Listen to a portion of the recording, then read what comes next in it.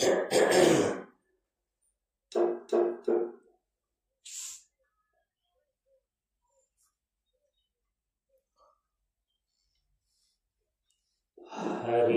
ओम आनंदं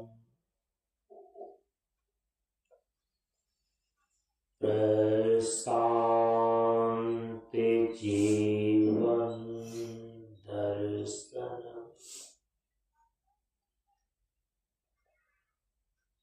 नमो नारायण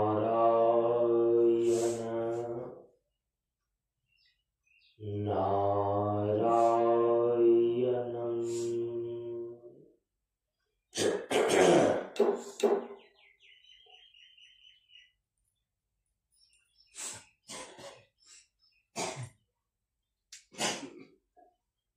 ब्रह्मानंदं परम सुखदं केवलं ज्ञानमूर्तिं द्वन्द्वातीतं गगनसदृशं तत्त्वमस्यादिलक्ष्यम् एकं नित्यं विमलमचलं सर्वधी साक्षीभूतं भावातीतं त्रिगुणरहितं सद्गुरुं तं नमामि, सद्गुरुं तं नमामि। श्री गुरु चरण स्पर्श अनुभूति।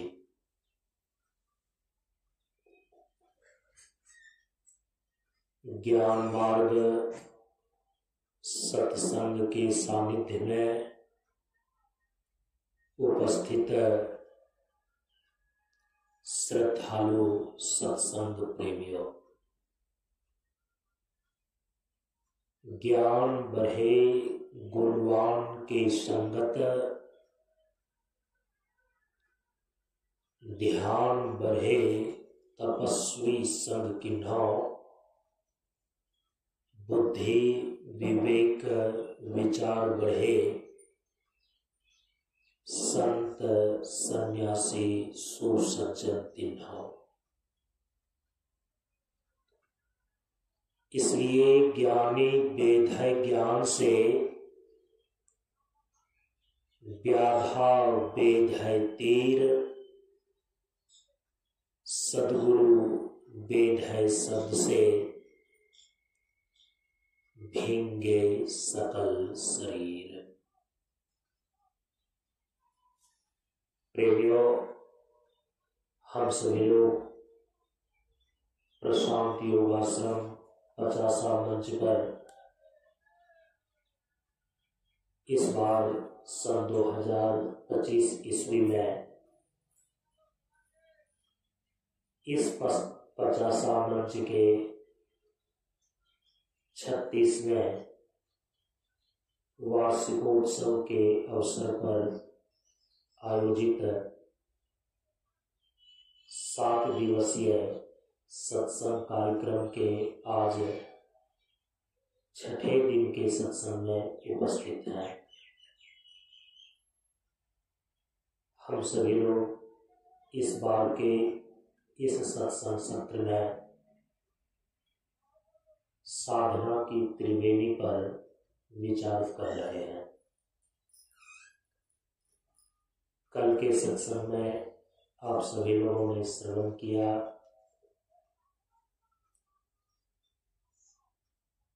परम पूज्य गुरुदेव बाबा शांतानंद जी महाराज के द्वारा जीवन का कल्याण प्राप्त करने के लिए जो साधना पद्धति बतलाई गई है, उन संपूर्ण साधना पद्धति को हम सभी लोग प्रशांत योग के नाम से जानते हैं। प्रशांत योग क्या है? तो प्रशांत योग साधना की त्रिवेणी है। साधना की इस त्रिवेणी में साधना की 3 धाराएं आकर के मिलती हैं, तीनों की सह स्थिति बनती है और साधना की वे 3 धाराएं हैं तत्व साधना, योग साधना और वेदांत साधना।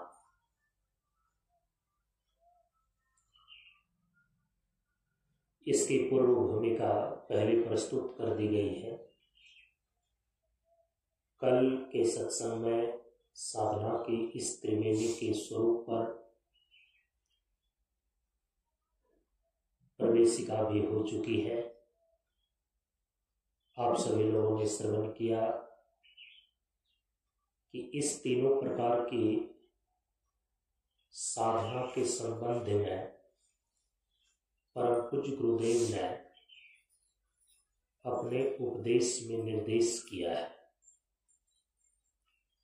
साधना की इस त्रिवेणी में जो साधना की पहली धारा है तत्व साधना, इसके संदर्भ में परम पूज्य गुरुदेव उपदेश में निर्देश करते हैं कि पंच तत्वों का समुचित प्रयोग और सभी इंद्रियों का संतुलित उपभोग स्वास्थ्य और शांति प्रदान करता है। साधना की त्रिवेणी में जो साधना की दूसरी धारा है योग साधना, इसके संबंध में परम पूज्य गुरुदेव निर्देश कर रहे हैं तत्व गुरु वंदना में कि जीवन धाराएं चले, साधन संयम योग से।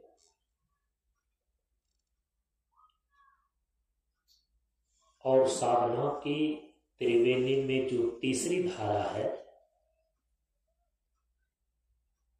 वेदांत साधना, जिसको अभेद साधना अथवा अद्वैत साधना भी बोलते हैं, तो इसके संबंध में परम पूज्य गुरुदेव ने तत्व गुरु वंदना में ही निर्देश किया है कि त्याग विवेक अभेद रहे जब आपन जीवन साधन किन्हाओ।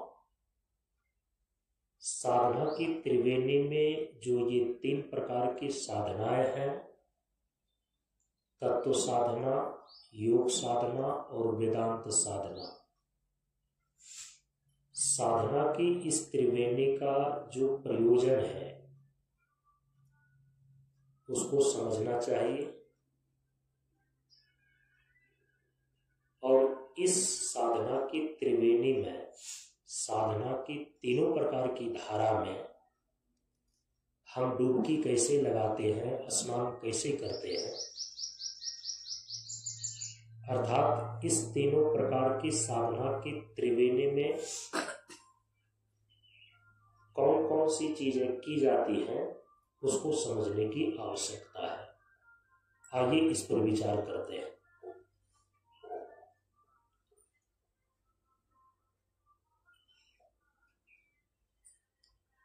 सबसे पहले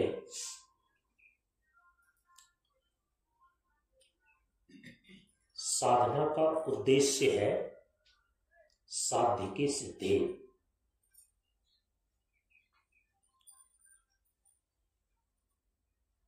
और जीवन का साध्य क्या है, ये पहले दिन के सत्संग में स्पष्ट हो चुका है।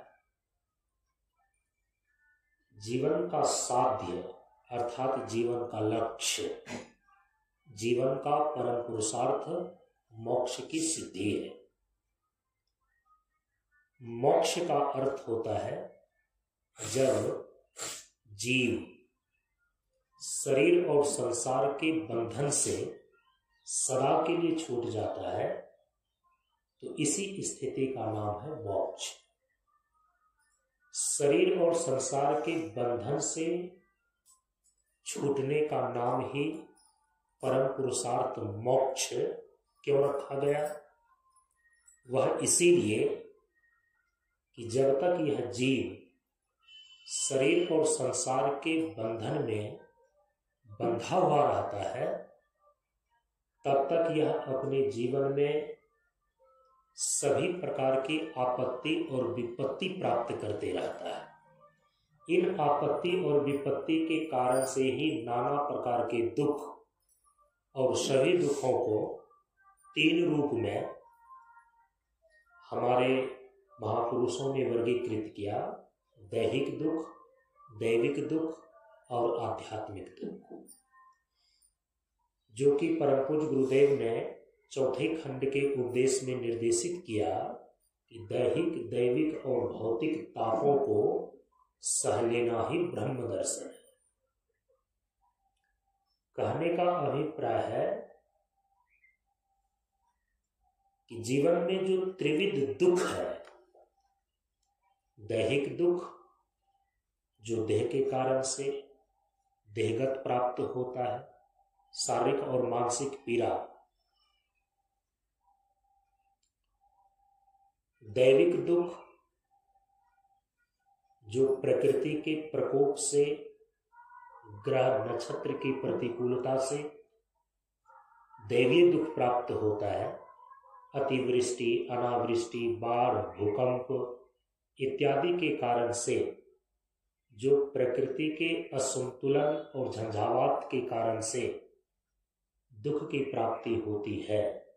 ग्रह गोचर, भूत, पिशाच, प्रेत इत्यादि के कुप्रभाव के कारण से जिस दुख की प्राप्ति होती है उसको बोलते हैं दैवीय दुख, दैविक ताप। और तीसरा जो है वो है आध्यात्मिक, भौतिक।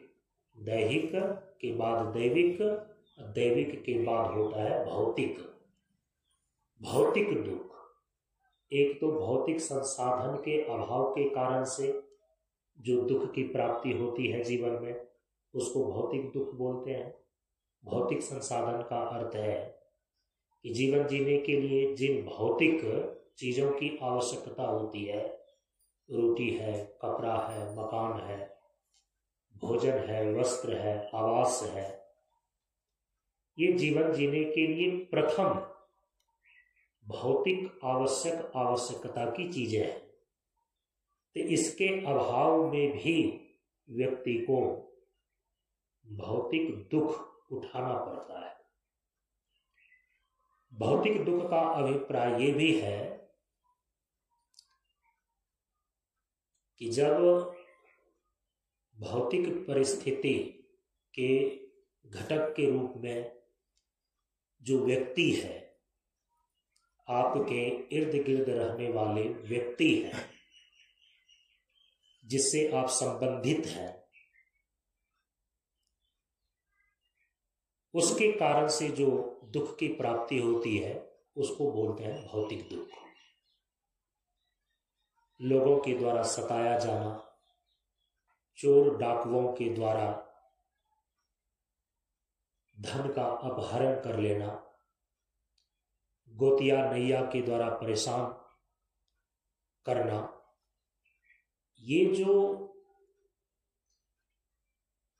इर्द गिर्द लोगों के द्वारा, हिंसक पशु इत्यादि के द्वारा, चोर डकैत इत्यादि आताताइयों के द्वारा जब आप सताए जाते हैं, आपको जो कष्ट प्राप्त होता है, शास्त्र में उसको कहा गया है आदि भौतिक दुख।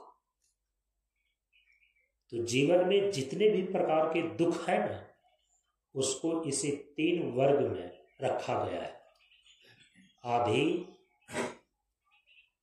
भौतिक दुख, जिसको भौतिक दुख भी बोलते हैं, आदि दैविक दुख, जिसको दैविक दुख भी बोलते हैं संक्षेप में, और आध्यात्मिक दुख, जिसको दैहिक दुख भी बोलते हैं।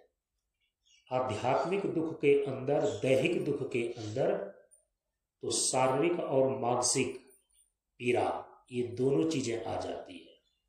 शरीर में किसी प्रकार का रोग हो गया, हाथ पैर टूट गया, कोई भयानक बीमारी हो गई शरीर में, तो शारीरिक धरातल पर तो आपको कष्ट प्राप्त होता है, शारीरिक पीड़ाएं तो मिलती ही मिलती है रोग बीमारी के कारण से, हाथ पैर टूट जाने के कारण से। तो इसको बोलते हैं दैहिक दुख। दैहिक दुख के अंदर ही आता है मानसिक पीड़ाएं भी, क्योंकि सूक्ष्म शरीर जो मन है, तो इस मन में जो मानसिक संताप होता है,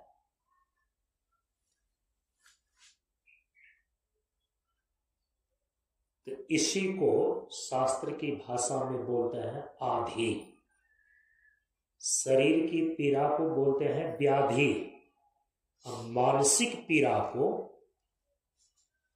मानसिक विकार को, जो आपको संतप्त करता है, कभी काम क्रोध बनकर, कभी माड़ा दंभ भरकर, इस रूप में जो मानसिक पीड़ाएं आपको कष्ट पहुंचाती है, शास्त्र में इसको बोलते हैं आधि। शरीर को जो, शरीर के द्वारा जो कष्ट प्राप्त होता है, शरीर में जो पीड़ा होती है, उसको बोलते हैं व्याधि। तो कई बार आप सुनते हैं आधि व्याधि, तो आधि व्याधि दोनों शरीर से ही संबंधित है, इसको दैहिक कष्ट ही बोलते हैं। इसी को दूसरे शब्द में आध्यात्मिक ताप कहा जाता है। आध्यात्मिक का मतलब ही होता है देहगत प्राप्त होने वाला ताप। तो आधि और व्याधि शारीरिक धरातल पर जो कष्ट और पीड़ा प्राप्त होती है व्याधि के रूप में, मानसिक धरातल पर जो मानसिक संताप प्राप्त होता है, उसको बोलते हैं आधि। तो दोनों मिलकर के कहलाता है आध्यात्मिक ताप, दोनों मिलकर के ही कहलाता है दैहिक ताप। तो इस प्रकार से जितने भी प्रकार के दुख हैं जीवन में जो आपको प्राप्त होता है, उसको ये 3 भाग में बांट दिया गया। दुख की 3 श्रेणी बना दी गई, या तो दैहिक दुख होगा, या तो दैविक दुख होगा, या तो भौतिक दुख होगा। तो ये तीनों प्रकार के ताप, ये तीनों प्रकार के दुख थोड़ी देर के लिए लौकिक और वैदिक उपायों से निवृत्त होता है। जैसे कि दैहिक ताप के अंदर जब भूख लगती है तो क्षुधा के वेग से, भूख के कारण से भी आपको कष्ट पहुंचता है। लौकिक उपाय से आप क्या करते हैं? भोजन की व्यवस्था। अब उस भोजन की व्यवस्था के लिए कोई खेती बाड़ी करता है, कोई नौकरी चाकरी करता है, कोई बिजनेस व्यापार करता है, कोई चोरी चमारी भी करता है। भोजन तो चाहिए ही चाहिए। तो जो जीवन जीने के लिए सर्वप्रथम आवश्यकता की चीज है इस शरीर को जिंदा रखने के लिए, वो तो भोजन वस्त्र और आवास है, रोटी कपड़ा और मकान है, उसकी व्यवस्था करनी पड़ती है। कोई मेहनत और ईमानदारी पूर्वक करता है, कोई जो है अधर्म पूर्वक भी करता है। लेकिन जो अधर्म पूर्वक करता है तो वो ज्यादा दिन तक सुखी नहीं रह पाता है।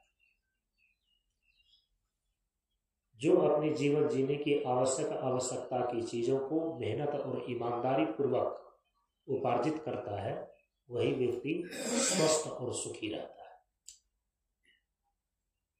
तो लौकिक विधि के द्वारा हम क्या करते हैं, क्षुधा पिपासा जो दैहिक कष्ट है, इसकी निवृत्ति भोजन वस्त्र इत्यादि के व्यवस्था द्वारा थोड़ी देर के लिए हम उसको दूर कर लेते हैं, फिर भूख लगती है, फिर भोजन खाते हैं।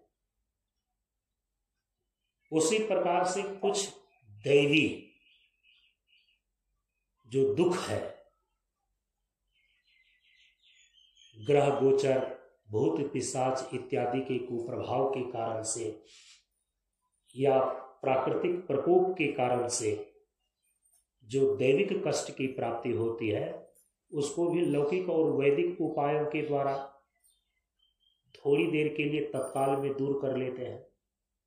उसकी आत्यांतिक निवृत्ति नहीं हो पाती। कई बार सरकार बांध बनाती है और बाढ़ के समय में टूट करके जान माल की क्षति तो हर वर्ष हो ही जाती है। तो लौकिक और वैदिक उपायों के द्वारा, लौकिक उपाय का मतलब है कि जो लोक प्रचलित उपाय है, अब वैदिक उपाय का मतलब होता है कि जो वेद शास्त्र में रोग को निवृत्ति करने का या बाहर किसी भी प्रकार की समस्याओं को, ग्रह गोचर इत्यादि को दूर करने का जो वेद शास्त्र में विधि बतलाई गई है, उसको बोलते हैं वैदिक उपाय। तो लौकिक और वैदिक उपाय के द्वारा जीवन में आए हुए तीनों प्रकार के दुख को हम थोड़ी देर के लिए दूर कर सकते हैं। थोड़ी देर के लिए तात्कालिक निवृत्ति होती है, और बुद्धिमान पुरुष को चाहिए कि लौकिक और वैदिक उपायों के द्वारा जीवन में आए हुए कष्ट, जीवन में आए हुए दुख की निवृत्ति कर लेनी चाहिए। लेकिन जो मुमुक्षु है, जो जिज्ञासु है, जो अपने जीवन की सारी समस्याओं का आत्यांतिक समाधान चाहता है कि जीवन में दुख सदा के लिए दूर हो जाए, और ये सबकी नैसर्गिक इच्छा है, क्योंकि मूर्ख से मूर्ख व्यक्ति भी जीवन में दुख नहीं चाहता, कष्ट नहीं चाहता, न दैहिक कष्ट चाहता है, न दैविक कष्ट चाहता है, न भौतिक कष्ट चाहता है। दुख कोई नहीं चाहता, क्योंकि दुख किसी भी जीव का वास्तविक स्वरूप नहीं है। जीव का वास्तविक स्वरूप है आनंद, जीव का वास्तविक स्वरूप है अमृत, जीव का वास्तविक स्वरूप है अखंड विज्ञान। इसीलिए भीतर से आत्मा के द्वारा इन सारी चीजों का जीवन भर तक तो प्रतिकार करते ही रहेगा, क्योंकि जो जीव का वास्तविक स्वरूप है ही नहीं, जो स्वरूप के विरूप प्रतिकूल और विरुद्ध चीजें हैं, उसके प्रति तो यह जी जान लगाकर प्रतिकार करेगा ही। तो चूंकि जीव का वास्तविक स्वरूप आनंद है, दुख नहीं है, इसलिए दुख को ये नहीं चाहता, दुख का प्रतिकार करना चाहता है, दुख का प्रतिकार करते रहता है, दुख को दूर करने के लिए हमेशा ये प्रयत्नशील रहता है। तो जो मुमुक्षु है, जो साधक है, जो विचारवान है, जो अपने जीवन में इन सारे आपत्तियों विपत्तियों का, जो इन सारे प्रकार के दुखों का आत्यांतिक निवृत्ति चाहता है, ऐसे जिज्ञासु और मुमुक्षु के लिए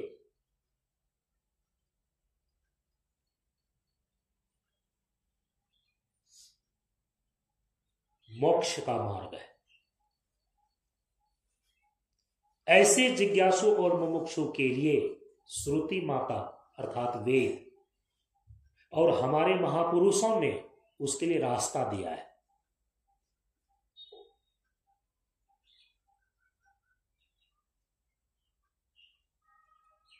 और यदि एक दृष्टि से देखें, यदि कोई भी जीव अपने जीवन में किसी प्रकार का दुख नहीं चाहता और दुख को वो दूर करना चाहता है सदा के लिए, तो समझिए सबके अंदर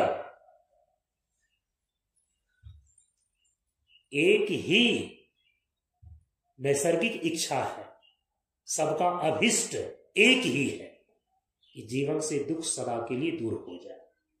तो जीवन से दुखों की आत्यांतिक निवृत्ति जो सभी जीवों का अभिष्ट है, सभी जीवों की नैसर्गिक इच्छा है, ये पूरा कैसे होगा, ये लक्ष्य कैसे पूरा होगा, उसी के लिए साधना करने की आवश्यकता है।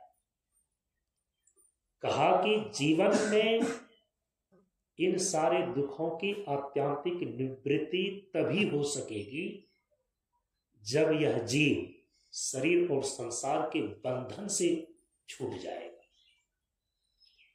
शरीर और संसार के बंधन से भी बंधा हुआ रहे, अविद्या काम और कर्म के पास में भी बंधा हुआ रहे, और ये चाहे कि हमारे जीवन से सभी प्रकार के दुखों की आत्यांतिक निवृत्ति हो जाए, हम मृत्यु के भय से छूट जाए सदा के लिए,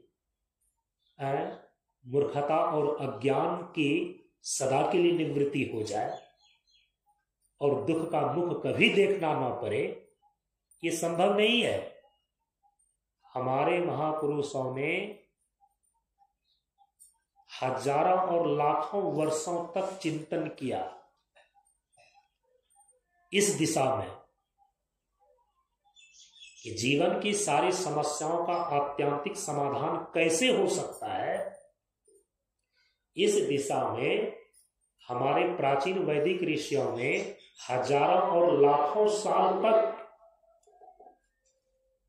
चिंतन किया, और वो इस निर्णय पर पहुंचे कि चाहे कोई भी हो, मर्त्यलोक में जीवन जीने वाला हो, चाहे स्वर्गलोक में जीवन जीने वाला देवता हो, चाहे ब्रह्मलोक में जीवन जीने वाला ब्रह्मा इत्यादि ही क्यों न हो,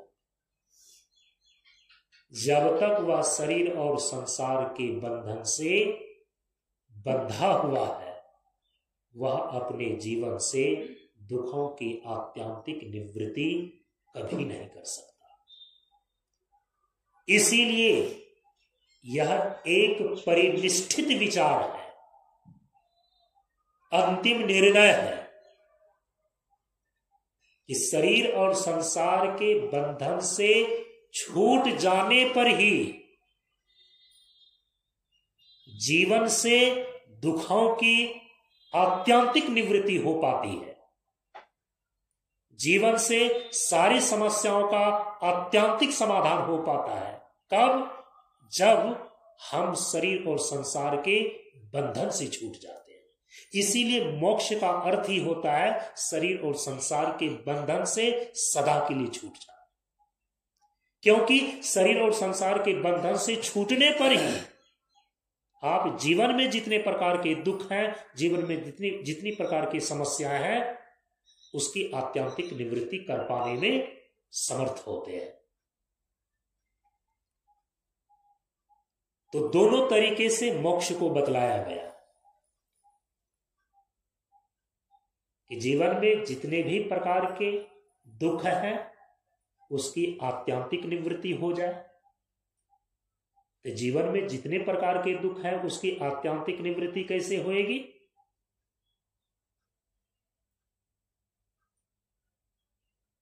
कब होगी? जब यह शरीर और संसार के बंधन से छूट जाएगा। शरीर और संसार के बंधन से छूटने पर ही दुखों की आत्यांतिक निवृत्ति होना संभव है, और इसके बाद परमानंद की समुपलब्धि। क्योंकि यदि कोई जीव दुख नहीं चाहता है तो चाहता ये क्या है? जीव जो वास्तव में है वही इनके वास्तविक चाह का विषय होगा। जीव अपने परमार्थ स्वरूप से सत चित आनंद है। सत स्वरूप है माने अमृत, चित्त स्वरूप है अर्थात अखंड विज्ञान, और आनंद स्वरूप है। इसीलिए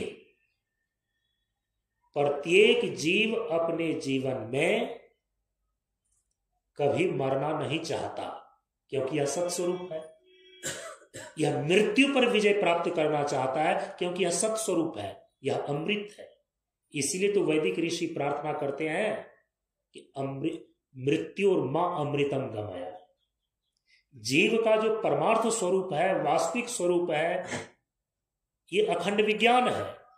इसीलिए मूर्ख रहना पसंद नहीं करता जीव। इसीलिए यह जीव अखंड ज्ञान प्राप्त करना चाहता है। तो परम पूज्य गुरुदेव ने इसीलिए प्रार्थना में सबसे पहले इसी बात को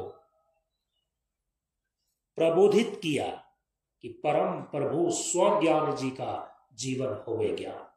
और वैदिक ऋषियों ने वेद के मंत्रों में प्रार्थना किया कि तमसो मां ज्योतिर्गमया, हे परमात्मा हमें अज्ञान रूपी अंधकार से ज्ञान रूपी प्रकाश की ओर ले चलो। क्योंकि जीव का परमार्थिक स्वरूप, जीव का वास्तविक स्वरूप तो अखंड विज्ञान है। इसमें तो मूर्खता का लवलेश भी नहीं है। इसीलिए कोई जीव मूर्ख कहलाना पसंद नहीं करता, क्योंकि जीव अपने वास्तविक स्वरूप से ज्ञान स्वरूप ही है, चित स्वरूप है, स्वयं प्रकाश है। और तीसरी चीज, यह जीव जो है अपने परमार्थ स्वरूप से आनंद है, आनंद स्वरूप है। इसीलिए तो ये कभी दुख नहीं चाहता। तो जीव जब तक अपने परमार्थ स्वरूप में अवस्थित नहीं हो जाता, जब तक इनको स्वरूप भूत ज्ञान अवस्थिति नहीं हो जाती, तब तक इनके जीवन से मृत्यु का भय, मूर्खता का भय और दुख की अनुभूति समाप्त नहीं होती।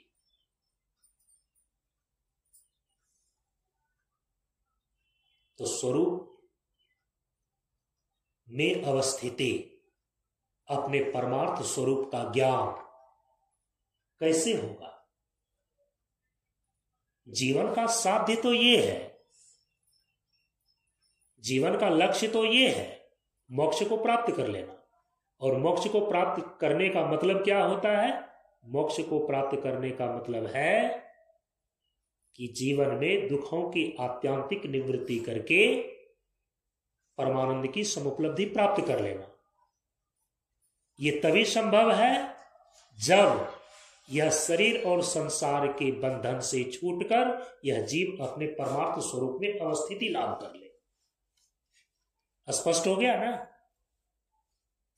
जीवन से मृत्यु, मूर्खता और दुख जो ये जीव नहीं चाहता है, इसकी आत्यांतिक निवृत्ति तभी संभव है जब यह शरीर और संसार के बंधन से छूटकर अपने सतचित आनंद स्वरूप में अवस्थित हो जाए, अपने परमार्थ स्वरूप का अप्रोक्ष ज्ञान हो जाए, तभी यह संभव है। यही है जीवन का साध्य, यही है जीवन का लक्ष्य, परम पुरुषार्थ मोक्ष को सिद्ध करना। इसके लिए साधना की आवश्यकता है। साधना में क्या करें? तो कहा कि साधना की त्रिवेणी में डुबकी लगाओ। साधना की त्रिवेणी में जो साधक, जो मुमुक्षु, जो जिज्ञासु डुबकी लगाने में सफल हो जाता है, अर्थात इस तीनों प्रकार की साधना को करके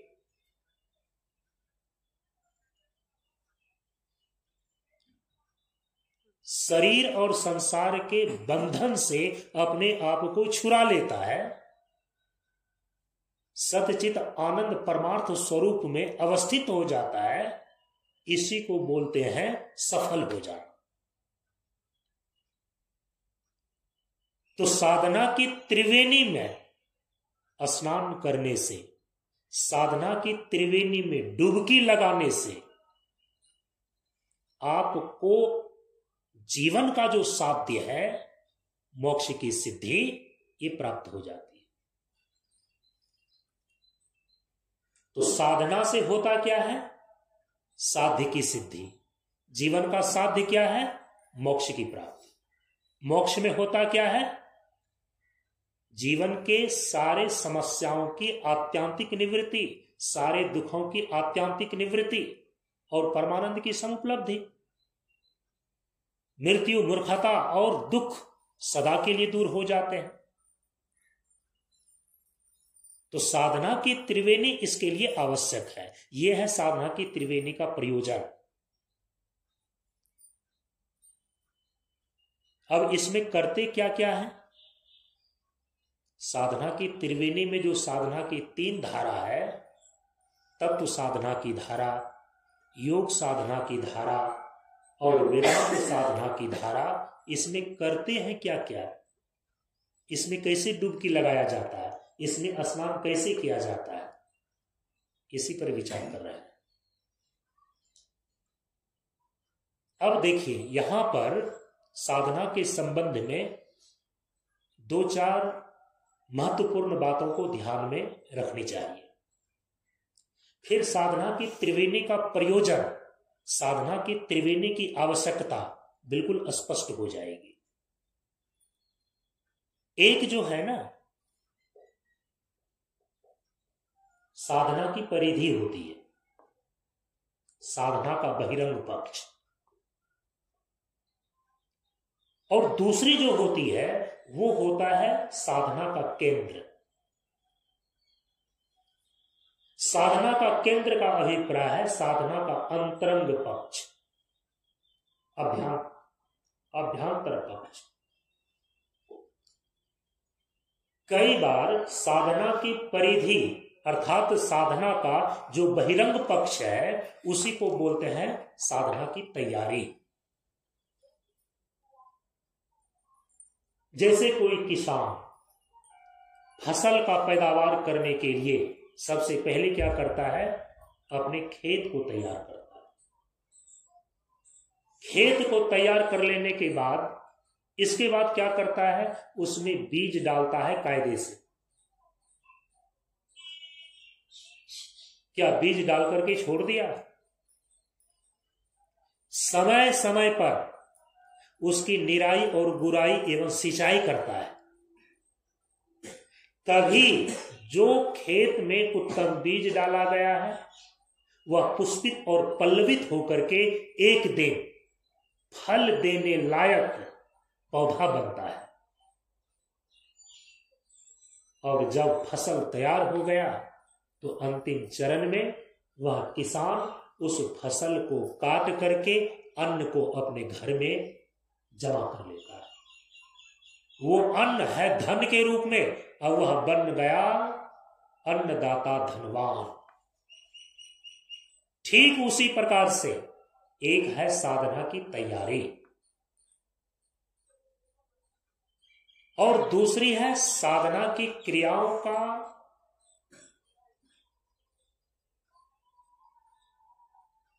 प्रवेश पूर्वक उस साधना का पुष्पित और पल्लवित होना, पुष्पित और पल्लवित होना। और अंतिम चरण में जो है वो है साधना का परिणाम, साधना की उपलब्धि। ये मुख्य 3 चरण बन जाते हैं। तो जो साधना की परिधि है, इसको ये साधना का बहिरंग पक्ष है जो सबसे पहले करना पड़ता है। इसको आप तैयारी भी बोल सकते हैं। और दूसरा जो है वो साधना का केंद्र है। जैसे कि किसान ने जो इतना खेत की तैयारी किया, किस लिए किया, किस प्रयोजन से किया? बीज को खेत में डालने के लिए। उसी प्रकार से जब कोई व्यक्ति साधना करता है तो साधना की क्रिया के द्वारा वह अंतर जगत में प्रवेश करता है। जैसे कि बीज मिट्टी के अंदर जाता है,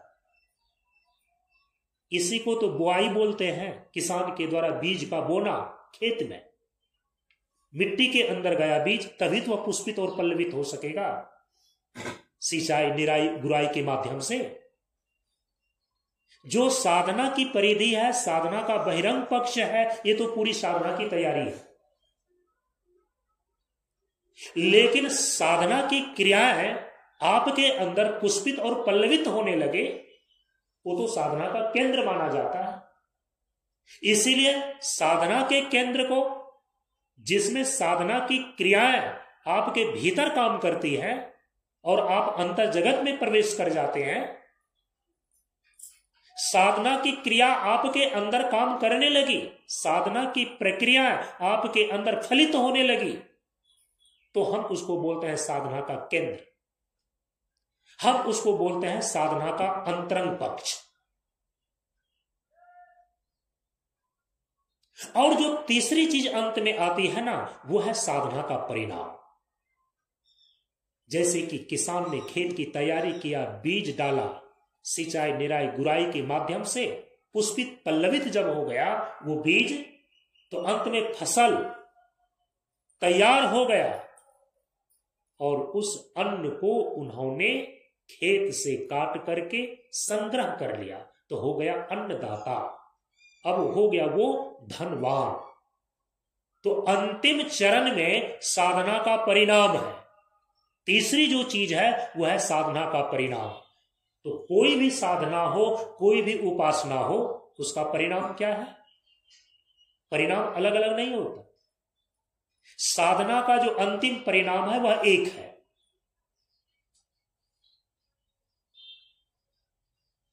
साध्य की सिद्धि। साधना हम करते ही इसीलिए है ताकि हमारे जीवन का जो साध्य है, हमारे जीवन का जो लक्ष्य है वह पूर्ण हो जाए। तो जीवन का लक्ष्य है परम पुरुषार्थ, मोक्ष को सिद्ध करना। जीवन का लक्ष्य है शरीर और संसार के बंधन से सदा के लिए छूटकर अपने परमार्थ स्वरूप में अवस्थित हो जाना। यही साध्य है। इसी साध्य की सिद्धि के लिए हम साधना करते हैं। तो साधना का परिणाम एक है, इसी को बोलते हैं सत्य उपलब्धि। क्योंकि हमारा जो परमार्थ स्वरूप है, इस जीव का जो वास्तविक स्वरूप है, वो है कैसा? वो है सत्य, वो है अखंड ज्ञान और वो है आनंद। सत्य चित्त आनंद स्वरूप सन इति यह तिष्ठति स आत्मा। जो सत्य चित्त आनंद स्वरूप होकर, हमारा परमार्थ स्वरूप होकर अवस्थित है, तिष्ठति,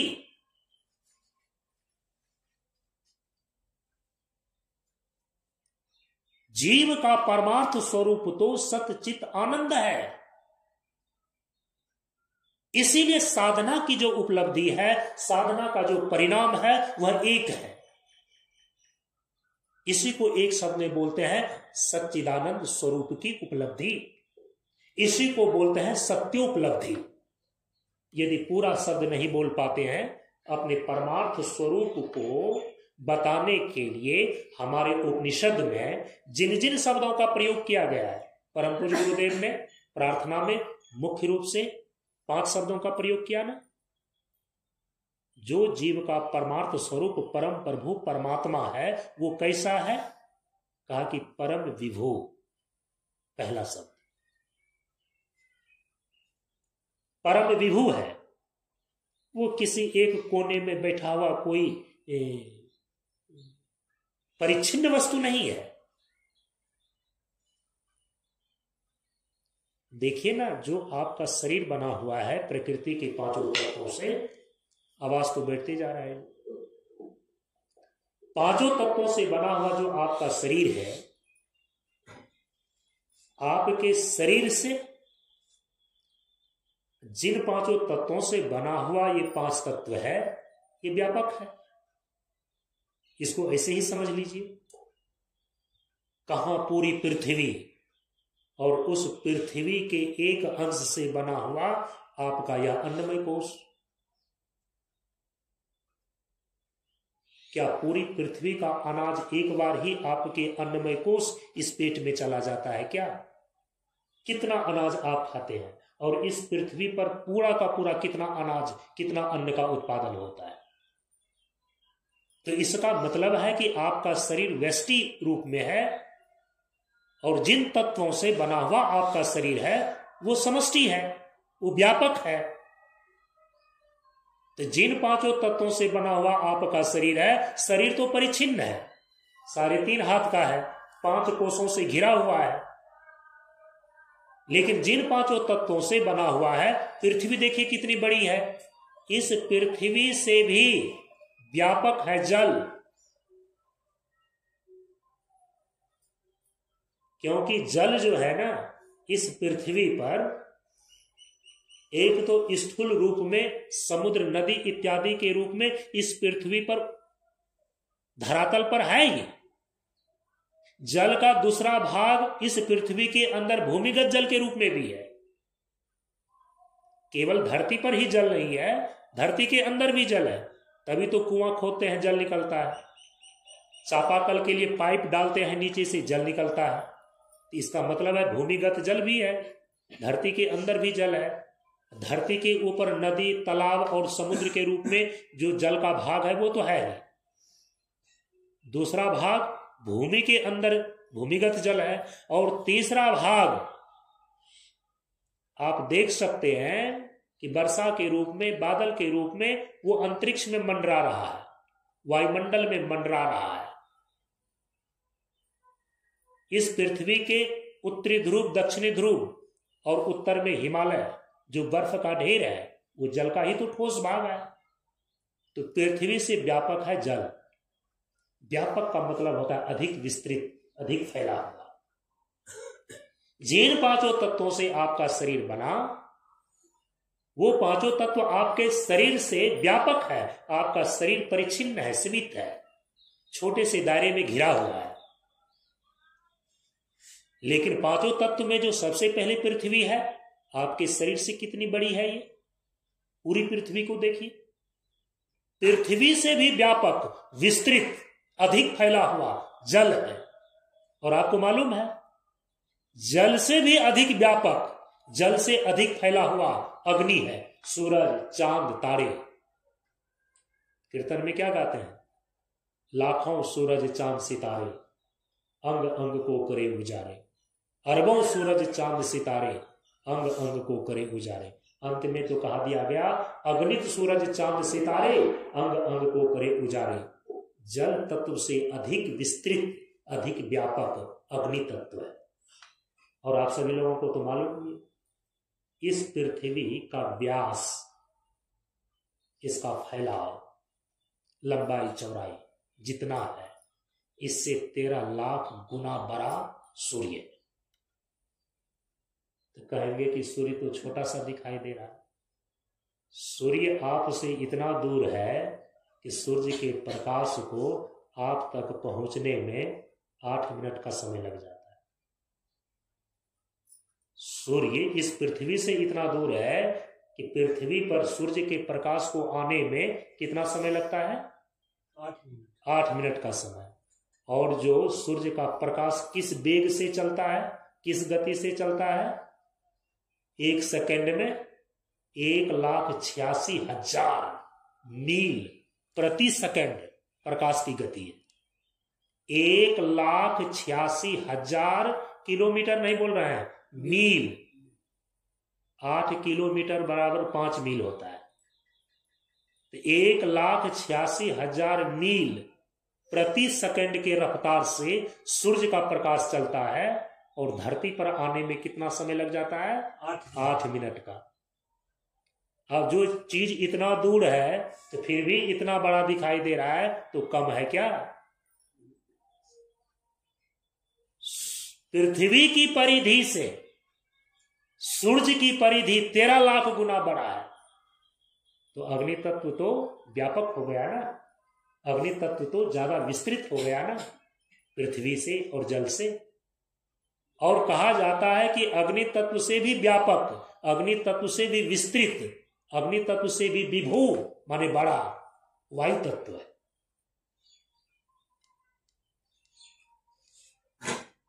क्योंकि अग्नि जलती है हवा से।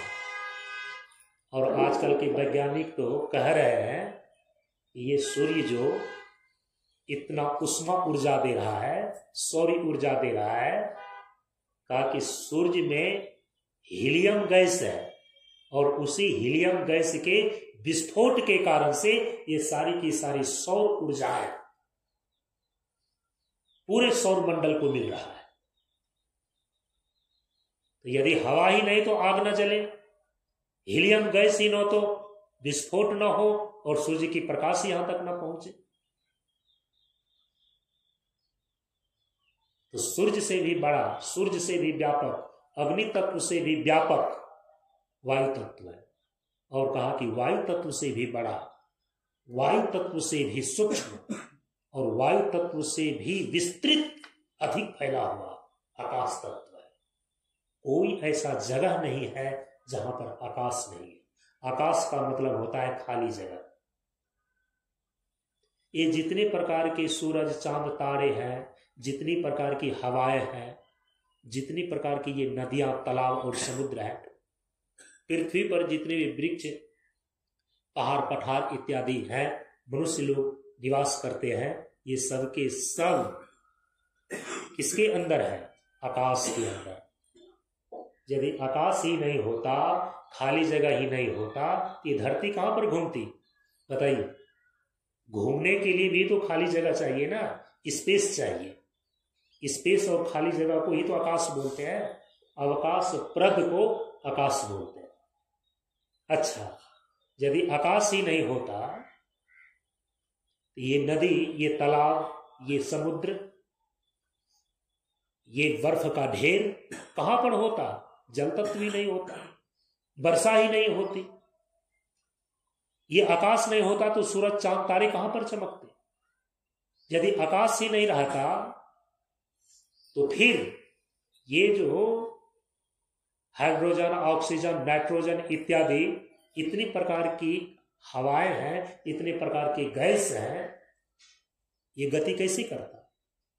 अब जो पांचों तत्वों में पृथ्वी को भी, जल को भी, अग्नि को भी और वायु को भी जगह देने वाला है, उनको अपना काम करने के लिए स्थान प्रदान करने वाला है, आप समझ सकते हैं कि आकाश कितना बड़ा होगा। इसीलिए पांचों तत्वों में जो सबसे विस्तृत है, सबसे व्यापक है, वो आकाश है।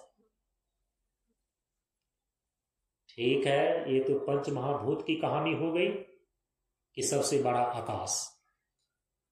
लेकिन ये आकाश भी कहां से उत्पन्न हुआ? तो कहा कि त्रिगुणात्मिका मूल प्रकृति से। तो इसका मतलब है कि आकाश से भी बड़ा कोई तत्व है क्या?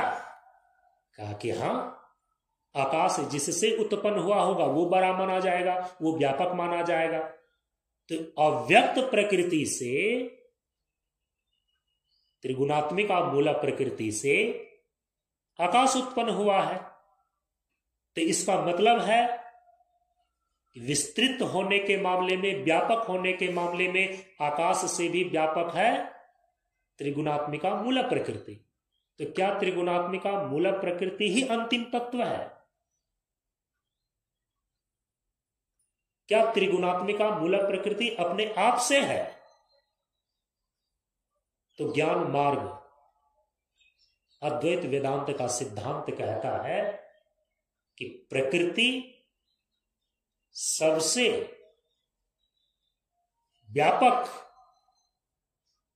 जितने भी जड़भूत तत्व हैं उनकी जननी प्रकृति माता सबसे व्यापक होने के बावजूद भी, अव्यक्त होने के बावजूद भी ये स्वतंत्र नहीं है।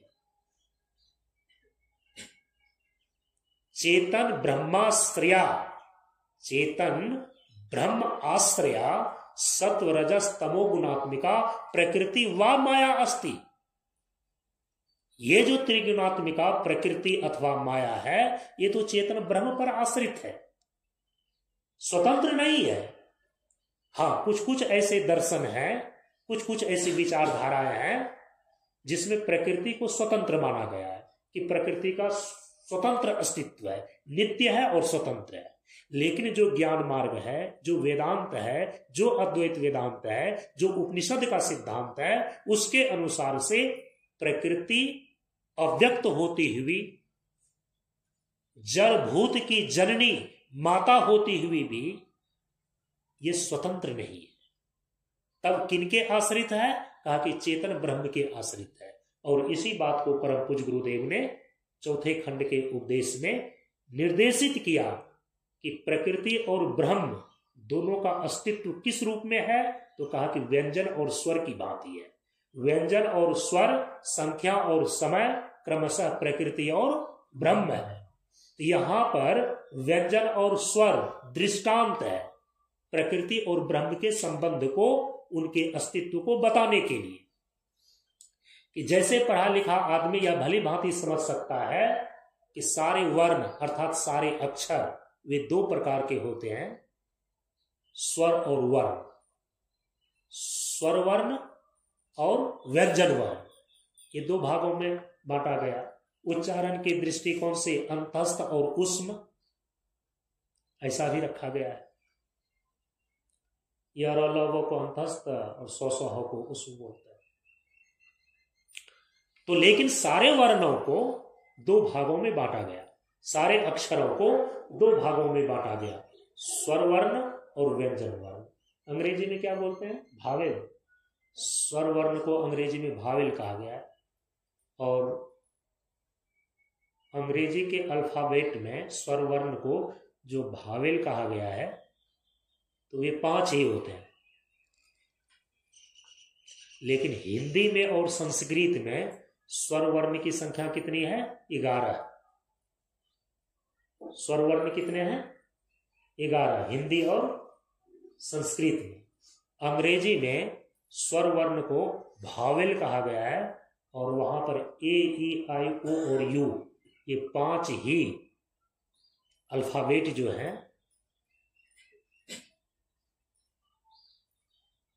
भावेल कहे गए हैं, स्वर कहे गए हैं। और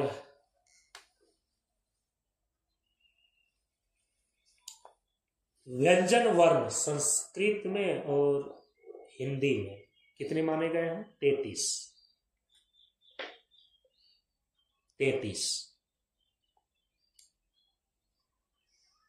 तो 11 और 33 कितने हो गए? 44। तो उसमें बड़ी र और ढ लिख करके नीचे जो बिंदा देते हैं ढ बोलते हैं, जैसे बाढ़, ढ लिख करके नीचे बिंदा देते हैं तो ढ हो जाता है। तो बड़ी र और ढ, ये 2 वर्ण संस्कृत में नहीं है, उसका उच्चारण नहीं होता। हिंदी में ऐसे कामता प्रसाद जो व्याकरण लिखने वाले लेखक हुए, तो कामता प्रसाद सिंह के द्वारा व्यंजन और स्वर वर्ण हिंदी में टोटल मिलाकर के उन्होंने 49 की संख्या निश्चित किया है। और संस्कृत में कुछ कुछ ऐसे अक्षर होते हैं जो कि हिंदी में प्रचलित नहीं है। जब वैदिक मंत्रों में आप देखेंगे तो उन अक्षरों का प्रयोग किया गया है, इसीलिए संस्कृत के व्यंजन और स्वर वर्ण दोनों को मिला करके कुल अक्षरों की संख्या हो जाती है 52। कितने हो जाते हैं? 52 अक्षर। अब विकार कितने हैं? 56।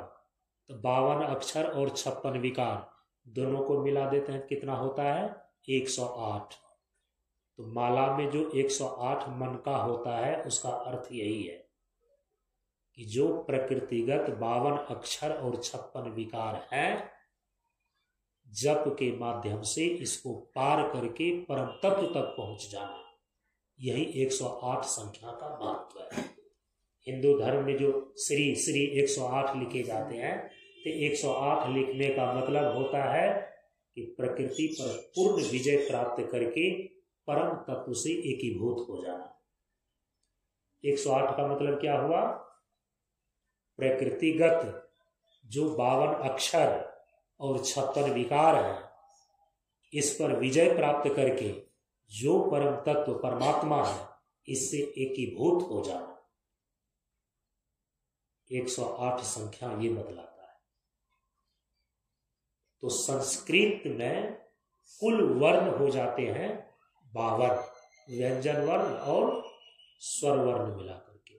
ठीक है, तो व्यंजन वर्ण जो है ना वो बिना स्वर वर्ण की सहायता के निर्मित नहीं होते, न उच्चारित होते हैं। जैसे अ है, अ और अ दोनों मिलकर के बन जाता है आ, अ और ई मिलकर के बन जाता है ए, क्योंकि स्वर वर्ण हिंदी में 11 है। अ, आ, ई, उ, ए, ओ, अंग आ, ऐसा। तो व्यंजन वर्ण जो है ना, तो क वर्ग, ट वर्ग, त वर्ग, प वर्ग, क ख ग घ, अंग च छ ज झ य, ट ठ ड ढ न, त थ द ध न, प फ ब भ म, य र ल व, तालव स, मूर्धन्य स, दंत स, ह, अक्षत्रज्ञ। तो व्यंजन वर्ण जैसे क है, क जो ही आप बोलते हैं, क के बोलने में स्वर वर्ण अ तो आ ही जाता है। यदि शर्त रखा जाए कि जो स्वर वर्ण अ है, अ का उच्चारण किए बिना, अ का सहयोग लिए बिना व्यंजन वर्ण क या ख या ग चाहे घ अथवा कोई भी व्यंजन वर्ण का उच्चारण करके आप दिखाइए तो असंभव है। क बोलेंगे उसमें अ आ जाएगा, ख भी बोलेंगे अंत में अ आ जाएगा।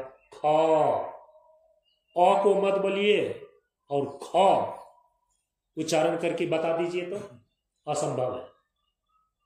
तो ठीक इसी प्रकार से जैसे व्यंजन वर्ण का अस्तित्व जो है स्वतंत्र नहीं है, स्वर वर्ण के सहायता के बिना व्यंजन वर्ण का अस्तित्व और उच्चारण सिद्ध नहीं होता। लेकिन जो स्वर वर्ण है वो बिना किसी की भी सहायता के स्वयं का अस्तित्व रखते हुए स्वतः उच्चारित हो सकता है। अ, इसमें ख का जरूरत नहीं है, ग का जरूरत नहीं है, और स्वयं उच्चारित हो सकता है बिना किसी के सहायता के।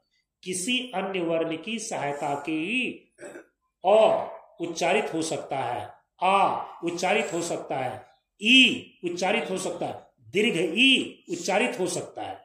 11 जो स्वर वर्ण है ये बिना किसी अन्य वर्ण की सहायता के ही उच्चारित हो सकते हैं। इसका मतलब है कि इनका अपना स्वतंत्र अस्तित्व है। लेकिन जो व्यंजन वर्ण है, चाहे क कहें, चाहे ख कहें, चाहे क वर्ग, ट वर्ग, त वर्ग, प वर्ग, ये जितने भी व्यंजन वर्ण है, एक भी व्यंजन वर्ण बिना स्वर वर्ण की सहायता के व्यंजन वर्ण का अस्तित्व या इनका निर्माण नहीं हो सकता, न उच्चारण ही किया जा सकता है। क बोलेंगे अ आएगा, चाहे ख बोलेंगे तो भी अ आएगा, प बोलेंगे अंत में अ जो स्वर वर्ण है इसकी सहायता लेनी ही पड़ती है। तो परम पूज्य गुरुदेव ने इसीलिए एक दृष्टांत दिया कि जैसे व्यंजन वर्ण का स्वतंत्र अस्तित्व नहीं है, उसका स्वतंत्र उच्चारण नहीं किया जा सकता, लेकिन स्वर वर्ण का स्वतंत्र अस्तित्व है, उसका स्वतंत्र उच्चारण किया जाता है। तो जो जिस पर निर्भर हो जाए उसका स्वतंत्र अस्तित्व थोड़े माना जाता है। तो व्यंजन वर्ण निर्भर हो जाता है, व्यंजन वर्ण निर्भर है किस पर? स्वर वर्ण पर। तो व्यंजन वर्ण का स्वतंत्र अस्तित्व स्वीकार नहीं किया जा सकता। स्वतंत्र अस्तित्व किसका है? स्वर वर्ण का। तो ठीक उसी प्रकार से व्यंजन वर्ण की भांति है प्रकृति और स्वर वर्ण की भांति है ब्रह्म। व्यंजन वर्ण स्थानीय प्रकृति, स्वर वर्ण स्थानीय ब्रह्म। जैसे व्यंजन वर्ण का अस्तित्व स्वतंत्र नहीं है, स्वर वर्ण पर आश्रित है, उसी प्रकार से प्रकृति का अस्तित्व स्वतंत्र नहीं है, ब्रह्म पर आश्रित है। प्रकृति जड़ तत्व है, ब्रह्म चेतन तत्व है। जड़ प्रकृति का अस्तित्व ज्ञान मार्ग सिद्धांत में, अद्वैत वेदांत के सिद्धांत में स्वतंत्र नहीं है, बल्कि चेतन ब्रह्म पर आश्रित है। जैसे व्यंजन वर्ण का अस्तित्व स्वतंत्र नहीं है, स्वर वर्ण पर आश्रित है, वैसे ही जड़ प्रकृति का अस्तित्व स्वतंत्र नहीं है, चेतन ब्रह्म पर आश्रित है। इसीलिए कहा कि चेतन ब्रह्म आश्रया सत्व रजस तमो गुणात्मिका जड़ प्रकृति व माया अस्ति ततः आकाश संभूता आकाशात वायु वायुर अग्नि अग्निर आपः अद्भय पृथ्वी। जो पंच जड़भूत, जो पांचों महाभूत है, उसकी जो जननी है मूल प्रकृति, अव्यक्त रूपा है, वो व्यापक है पांचों तत्वों से, लेकिन चेतन ब्रह्म पर आश्रित होने के कारण से उनका स्वतंत्र अस्तित्व नहीं है। इसीलिए प्रकृति अध्यस्त हो गई और चेतन ब्रह्म अधिष्ठान हो गया। जैसे जल और जल तरंग, जल तरंग का स्वतंत्र अस्तित्व नहीं है, जल तरंग का अधिष्ठान है जल। जल है तभी तो तरंग उत्पन्न होगा, यदि जल ही नहीं होगा तो तरंग कहां से उत्पन्न होगा। तरंग रहित जल तो हो सकता है, लेकिन जल रहित तरंग नहीं हो सकता। जल को हटा दें और कहेंगे तरंग को हम अस्तित्व में रखेंगे, कभी संभव है क्या? जल ही नहीं रहेगा तो तरंग कहां से होगा। लेकिन तरंग नहीं रहे, जल रहेगा कि नहीं रहेगा? तरंग नहीं रहे, जल रहेगा कि नहीं रहेगा? अरे जब तरंग नहीं रहता है तो जल तो शांत होकर के रहता ही रहता है। हवा का झोंका नहीं लगे, कोई ईटा पत्थर उस पर न मारे तो शांत जल तो रहता ही रहता है। जब हवा का झोंका लगता है, कोई ईटा पत्थर मारते हैं, तब तो तरंग उत्पन्न होता है। तो तरंग रहित होकर के शांत जल तो रहता ही रहता है, रह ही सकता है। लेकिन जल से विहीन होकर जल को हटा करके तरंग नहीं रह सकता। उसी प्रकार से जड़ प्रकृति तरंग की भांति है और चेतन ब्रह्म जल के अधिष्ठान के रूप में है। जैसे तरंग अध्यस्त है जल अधिष्ठान पर, जल रूप अधिष्ठान पर, जैसे तरंग अध्यस्त है, आश्रित है, उसी प्रकार से चेतन ब्रह्म रूप अधिष्ठान पर जड़ प्रकृति रूप अध्यस्त है। तो किसी भी अध्यस्त वस्तु का स्वतंत्र अस्तित्व नहीं होता। अध्यस्त वस्तु का वास्तविक स्वरूप उसका अधिष्ठान ही होता है। इसीलिए जो जड़ प्रकृति है ना, उसका मौलिक स्वरूप चेतन ब्रह्म ही है। वो चेतन ब्रह्म इसीलिए अंतिम तत्व है, वो चेतन ब्रह्म इसीलिए अद्वितीय तत्व है, इसीलिए वो चेतन ब्रह्म परम तत्व है। वही चेतन ब्रह्म अंतिम सत्य है, उन्हीं की अंतिम पारमार्थिक सत्ता है। अंतिम सत्य का मतलब होता है परम अर्थ रूप में, अंतिम सत्य के रूप में जो है उसको बोलते हैं परमार्थ। तो परम तत्व चेतन ब्रह्म सिद्ध हो गया, अंतिम सत्य ब्रह्म तत्व सिद्ध हो गया, सबका अधिष्ठान ब्रह्म तत्व सिद्ध हो गया। इस ब्रह्म से ज्यादा विस्तृत और व्यापक अन्य कोई भी तत्व नहीं है। इसीलिए परम विभु का अर्थ होता है अद्वितीय ब्रह्म। हो गया। परम तत्व जो ब्रह्म है वही परम विभु है, और परम विभु का मतलब होता है जिसकी विभुता के आगे और कोई ना हो। तब हम उसको सुपरलेटिव बोलते हैं, तब उसको हम परम बोलते हैं। परम भी बोल दें और फिर कहें इसके आगे कौन है, तो इसका मतलब है परम का अर्थ ही नहीं समझ रहा है। परम का मतलब ही होता है पराकाष्ठा, परम का मतलब ही होता है अंतिम। तो परम पूज्य गुरुदेव परमार्थ स्वरूप को जो इस जीव का परमार्थ स्वरूप ब्रह्म है, उनके स्वरूप को बताने के लिए पहले तो उपनिषद ने भी शब्दों का प्रयोग किया। अब परम पूज्य गुरुदेव ने प्रार्थना में सबसे पहला शब्द का प्रयोग क्या कर रहा है? परम विभू। जो इस जीव का पारमार्थिक स्वरूप ब्रह्म है वो कैसा है? तो कहा कि परम विभू है, वो परिच्छिन्न नहीं है, वो किसी एक शरीर के कोने में बैठा हुआ क्षुद्र वस्तु नहीं है। वृत्वात इति ब्रह्मा, इस जीव का जो परमार्थ स्वरूप है वो तो ब्रह्म ही है। और वो ब्रह्म कैसा है? परम विभू है। विभूता की अवधि, विभूता की परमता, सुपरलेटिव डिग्री। अब दूसरा शब्द का क्या प्रयोग कर रहा है?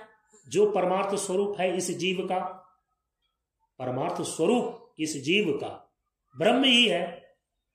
अब ब्रह्म के स्वरूप को बताने के लिए दूसरा शब्द का क्या प्रयोग कर रहा है परम पूज्य गुरुदेव? कह रहे हैं कि अलख प्रभु। वो अलख प्रभु के रूप में है, अलख प्रभु। और अलख प्रभु कहने का मतलब है कि वो किसी दृश्य प्रपंच का हिस्सा नहीं है, वो सबका दृष्टा है, वो सबको जानने वाला है, वह स्वयं प्रकाश है अर्थात ज्ञान स्वरूप है। अलख प्रभु का मतलब होता है कि वो किसी अन्य के द्वारा लखता नहीं है, दिखता नहीं है, लेकिन उसी के प्रकाश से सब कुछ दिखाई पड़ता है। अलख प्रभु का मतलब है कि वह स्वयं प्रकाश है, वह चित्त स्वरूप है, वह ज्ञान स्वरूप। तीसरा शब्द का प्रयोग कर रहे हैं परम पूज्य गुरुदेव कि अकथ प्रभु स्वज्ञान जी का। अकथ प्रभु, वो जो जीव का पारमार्थिक स्वरूप ब्रह्म है वो अकथ प्रभु के रूप में है। और अकथ का मतलब होता है कि जो वाणी का विषय नहीं है। गो गोचर जहां लग मन जाई, गोस्वामी जी कहते हैं सो सब माया जानेहु भाई। वो अनिर्वचनीय है, वो वचन का विषय नहीं बनता, शब्द का भी साक्षात गति वहां पर नहीं होती, शब्द के द्वारा केवल उपलक्षित होता है। ब्रह्म जो है ना, जीव का जो पारमार्थिक स्वरूप ब्रह्म है वो अकथ है।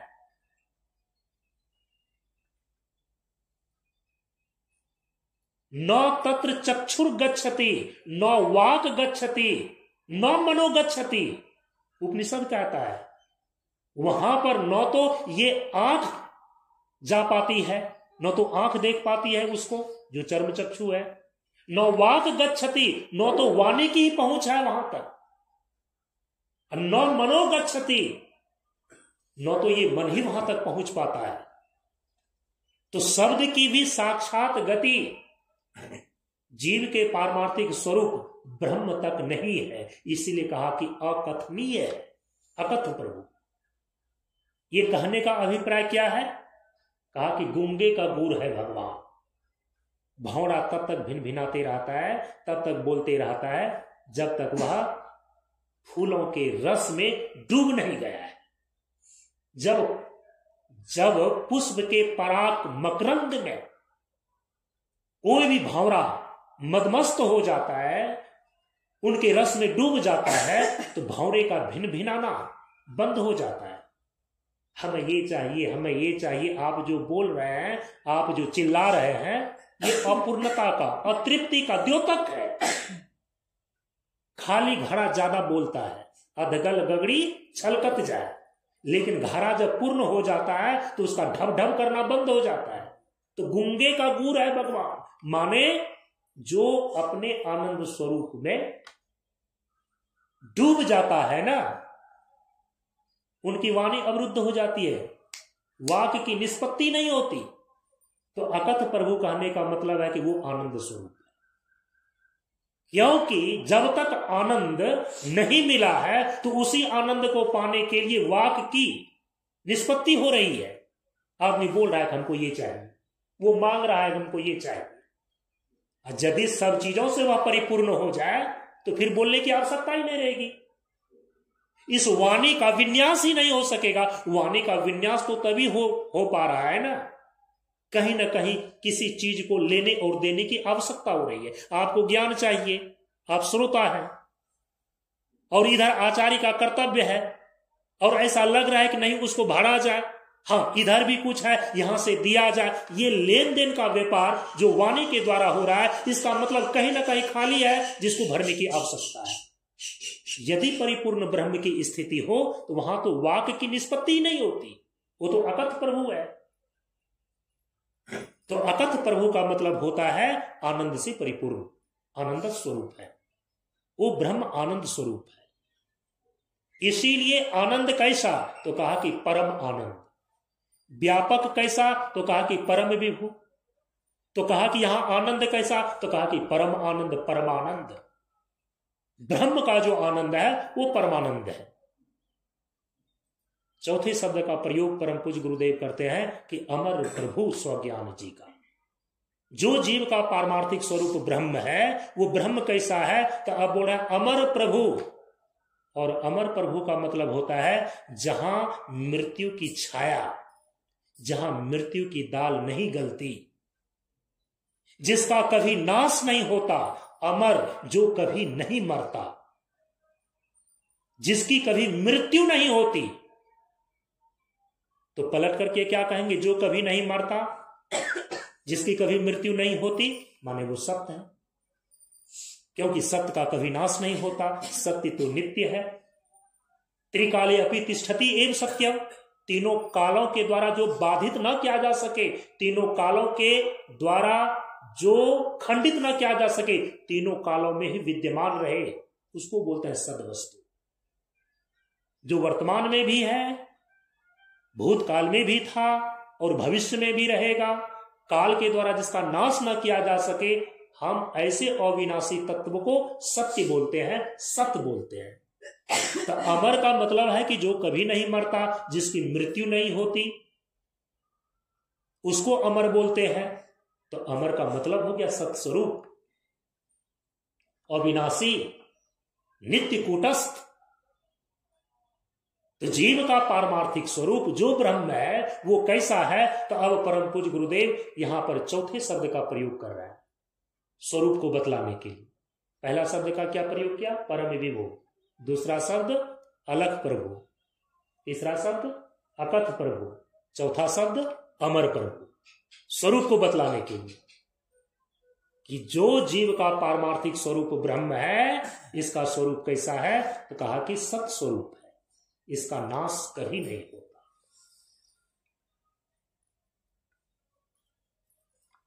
जीव स्वरूप से अमर है। और याद रखिए, जब तक इस अमर स्वरूपता का बोध नहीं हो जाता है, तब तक मृत्यु का भय जाता नहीं। किसी अन्य विधि से, चाहे आप 100 साल जी लें, 150 साल जी लें, 1000 साल जी लें, लेकिन एक दिन तो मरना ही होगा ना। जब तक देह बुद्धि है तो आपको मरना ही पड़ेगा। और जब तक स्वरूप बुद्धि नहीं हो जाती, स्वरूप तो आपका अमर है, स्वरूप तो आपका सत्य है। तो इसीलिए जब तक स्वरूप निष्ठा नहीं हो जाती, तब तक मृत्यु पर विजय प्राप्त नहीं की जा सकती। अपनी अमर आत्मा के बोध से ही व्यक्ति मृत्यु पर विजय प्राप्त कर सकता है। न अनुपाय अस्ति कुत्रचित्, इसको छोड़ करके मृत्यु पर विजय प्राप्त करने का दूसरा कोई अन्य उपाय नहीं है। अब देखिए अंतिम में परम पूज्य गुरुदेव जीव के पारमार्थिक स्वरूप जो ब्रह्म है, उसको बताने के लिए, उसके स्वरूप को बताने के लिए 5वें शब्द का प्रयोग कर रहे हैं अंत में कि अगम प्रभु स्वज्ञान जी का। वो अगम है। अगम का अर्थ क्या होता है, संस्कृत शब्द है अगम। अ माने नहीं, गम माने जाना, ग माने गमनागमन। अगम का मतलब होता है जिसमें गमनागमन, आना जाना नहीं है, जिसमें किसी प्रकार की गति नहीं है, जिसमें किसी प्रकार का परिवर्तन नहीं है, जिसमें किसी प्रकार का कभी परिणाम घटित नहीं होता। क्योंकि आना जाना परिच्छिन्न वस्तु में होता है। जो परम विभु वस्तु है, ये आकाश कहां आएगा और कहां जाएगा, आप बताइए तो।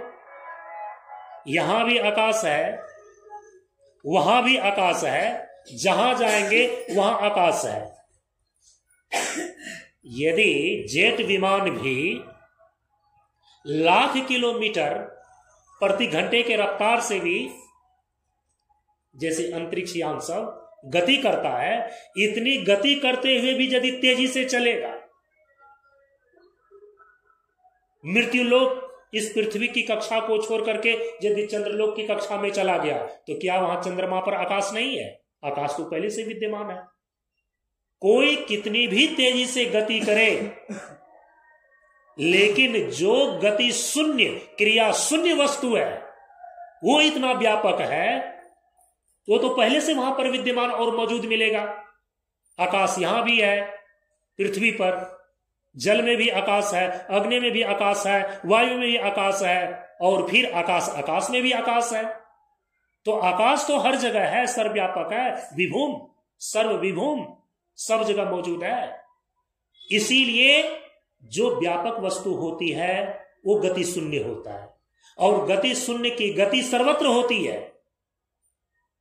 और सर्वत्र गति होने का मतलब है कि उसमें कोई गति ही नहीं होती है, वो हर जगह है ही। यदि कुछ प्राप्त करना हो तब तो गति होएगी, कोई प्राप्तव्य हो तब तो गति होएगी। यदि ब्रह्म पूर्ण है, वो अमर है, वो अकथ है, वो अलख है, वो परम विभु है, तो उसमें तो गंता और गति एक क्रिया बन ही नहीं सकती है, क्योंकि जो पूर्ण है वो गति क्यों करेगा? अरे चाह गई चिंता गई मनवा बेपरवाह, जाको कछु न चाहिए सोई सहंसा, जाको कछु न चाहिए सोई सहंसा, परमात्म अंदर बैठा, परमात्म अंदर बसा, योगी बेपरवाह। जब योगी की ऐसी स्थिति हो जाती है कि परमात्म स्वरूप में अवस्थित हो जाने पर उनकी चाह और चिंता ही समाप्त हो जाती है, न कहीं आना न कहीं जाना, अपने स्वरूप भूत आनंद में बैठ जाना। जब एक सिद्ध योगी की ऐसी अवस्था आ जाती है, वो स्थित प्रज्ञ हो जाते हैं, जो परमात्म तत्व स्वयं ब्रह्म है, उसमें किसी प्रकार की गति कैसे होएगी? क्योंकि गति तो गंतव्य के लिए होता है। जिनको गंतव्य, जिसका कोई गंतव्य नहीं है, जो गंतव्य स्वरूप ही है, सबका गंतव्य तो ब्रह्म है, तो ब्रह्म का गंतव्य कौन होगा? तो गंतव्य के लिए न गति होती है। इसलिए तो परम पूज्य गुरुदेव कह रहे हैं कि अगम है वो, उसमें किसी प्रकार का गमनागमन नहीं होता है। हम लोग जितने भी प्रकार के ये सारी क्रियाएं साधनाएं कर रहे हैं परम गति के लिए, क्योंकि ब्रह्म को प्राप्त करना है। अब ब्रह्म तो स्वयं गंतव्य स्वरूप है, उसमें क्यों गति होएगी? वो कहां जाएगा, वो कहां आएगा? इसीलिए जो ब्रह्म का निर्गुण निराकार स्वरूप है वो नित्य कूटस्थ है, उसमें किसी प्रकार की कोई गति नहीं होती, उसमें किसी प्रकार का कोई परिवर्तन और परिणाम नहीं होता। लेकिन ब्रह्म का जो सगुण स्वरूप है, जिसको हम ईश्वर बोलते हैं, उस ईश्वर का अवतार देह धरे सो केवल भक्तन हित लागी। वो सगुण ब्रह्म जिसको ईश्वर बोलते हैं, वो अवतार लेते हैं और भक्तों के बीच में आते हैं। निर्गुण निराकार ब्रह्म नहीं, उसमें किसी प्रकार की कोई गति नहीं है। इसीलिए तो सनातन धर्म में ईश्वर के दो स्वरूप माने गए। एक निर्गुण निराकार स्वरूप जो अपने ही स्वरूप में हमेशा सदा के लिए नित्य कुटस्थ बन करके अगम प्रभु के रूप में स्थित रहता है, वो न कहीं आता है न कहीं जाता है। लेकिन माया को अधीन में करके वही निर्गुण निराकार ब्रह्म जब सगुण ब्रह्म के रूप में उपाधि को ग्रहण करके ईश्वर बन जाता है, तो वो ईश्वर अवतार लेते हैं। यदा यदा ही धर्मस्य ग्लानिर्भवति भारत अभ्युत्थानम अधर्मस्य तदात्मानं सृजाम्यहम्। ये भगवान की प्रतिज्ञा है कि जब जब धर्म की हानि होगी, उस धर्म की रक्षा करने के लिए और सज्जनों की रक्षा करने के लिए, सज्जनों का, संत महापुरुषों का परित्राण करने के लिए, और उनको जो सता रहा है ऐसे दुष्टों का संहार करने के लिए हर युग में संभवामि युगे युगे मैं अवतार ग्रहण करता हूं। तो जो ब्रह्म का सगुण स्वरूप है ईश्वर के रूप में, वे अवतार ग्रहण करते हैं, वे भक्तों के हित के लिए अपने परम धाम से इस मृत्यु लोक में भी आते हैं, राम बन करके, कृष्ण बन करके, वराह कच्छप अवतार लेकर के उपस्थित होते हैं।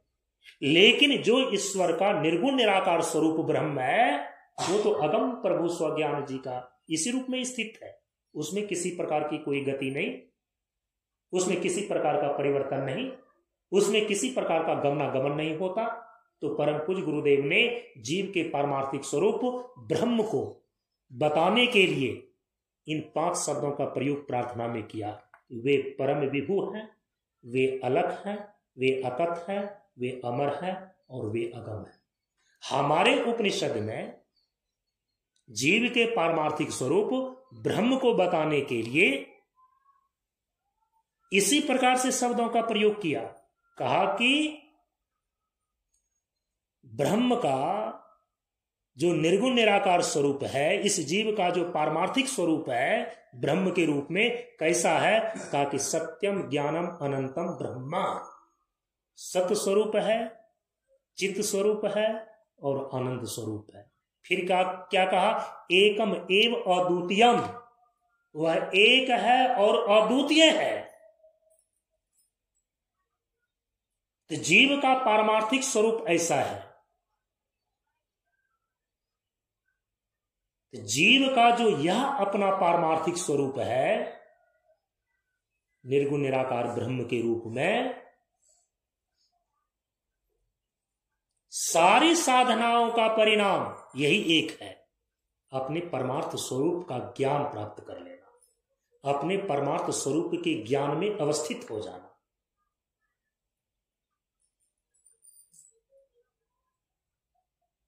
इसीलिए एक साधना की परिधि है, एक साधना का केंद्र है और एक है साधना का परिणाम। और साधना का परिणाम भिन्न भिन्न नहीं है। जिस प्रकार की भी आप साधना करें, जिस प्रकार की भी आप उपासना करें, उसका अंतोगत्वा लक्ष्य एक है। और वो एक लक्ष्य क्या है? एक ही साध्य की सिद्धि है, और वो क्या है? अपने परमार्थ स्वरूप ब्रह्म की उपलब्धि, ब्रह्म दर्शन। तो जो साधना की परिधि है, अर्थात साधना का बहिरंग पक्ष, इसके भी हो जाते हैं 3 चरण।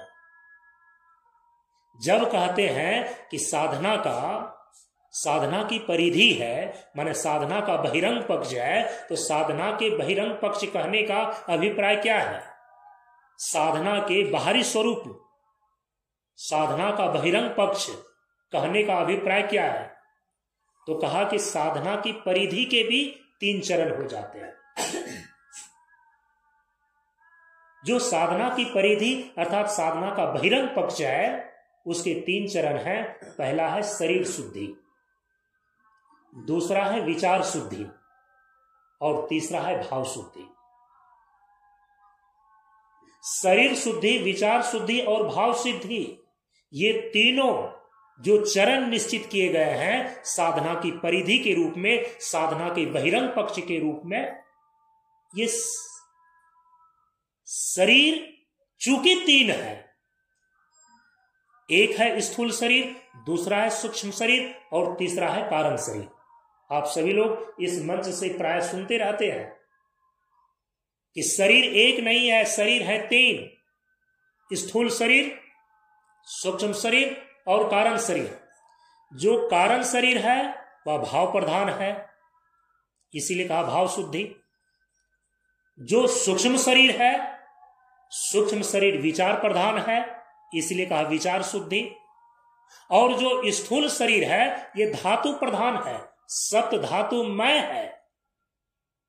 रस, रक्त, मांस, मेद, अस्थि, मज्जा, रज और वीर्य, ये 7 धातु इस स्थूल शरीर में सभी को पाए जाते हैं।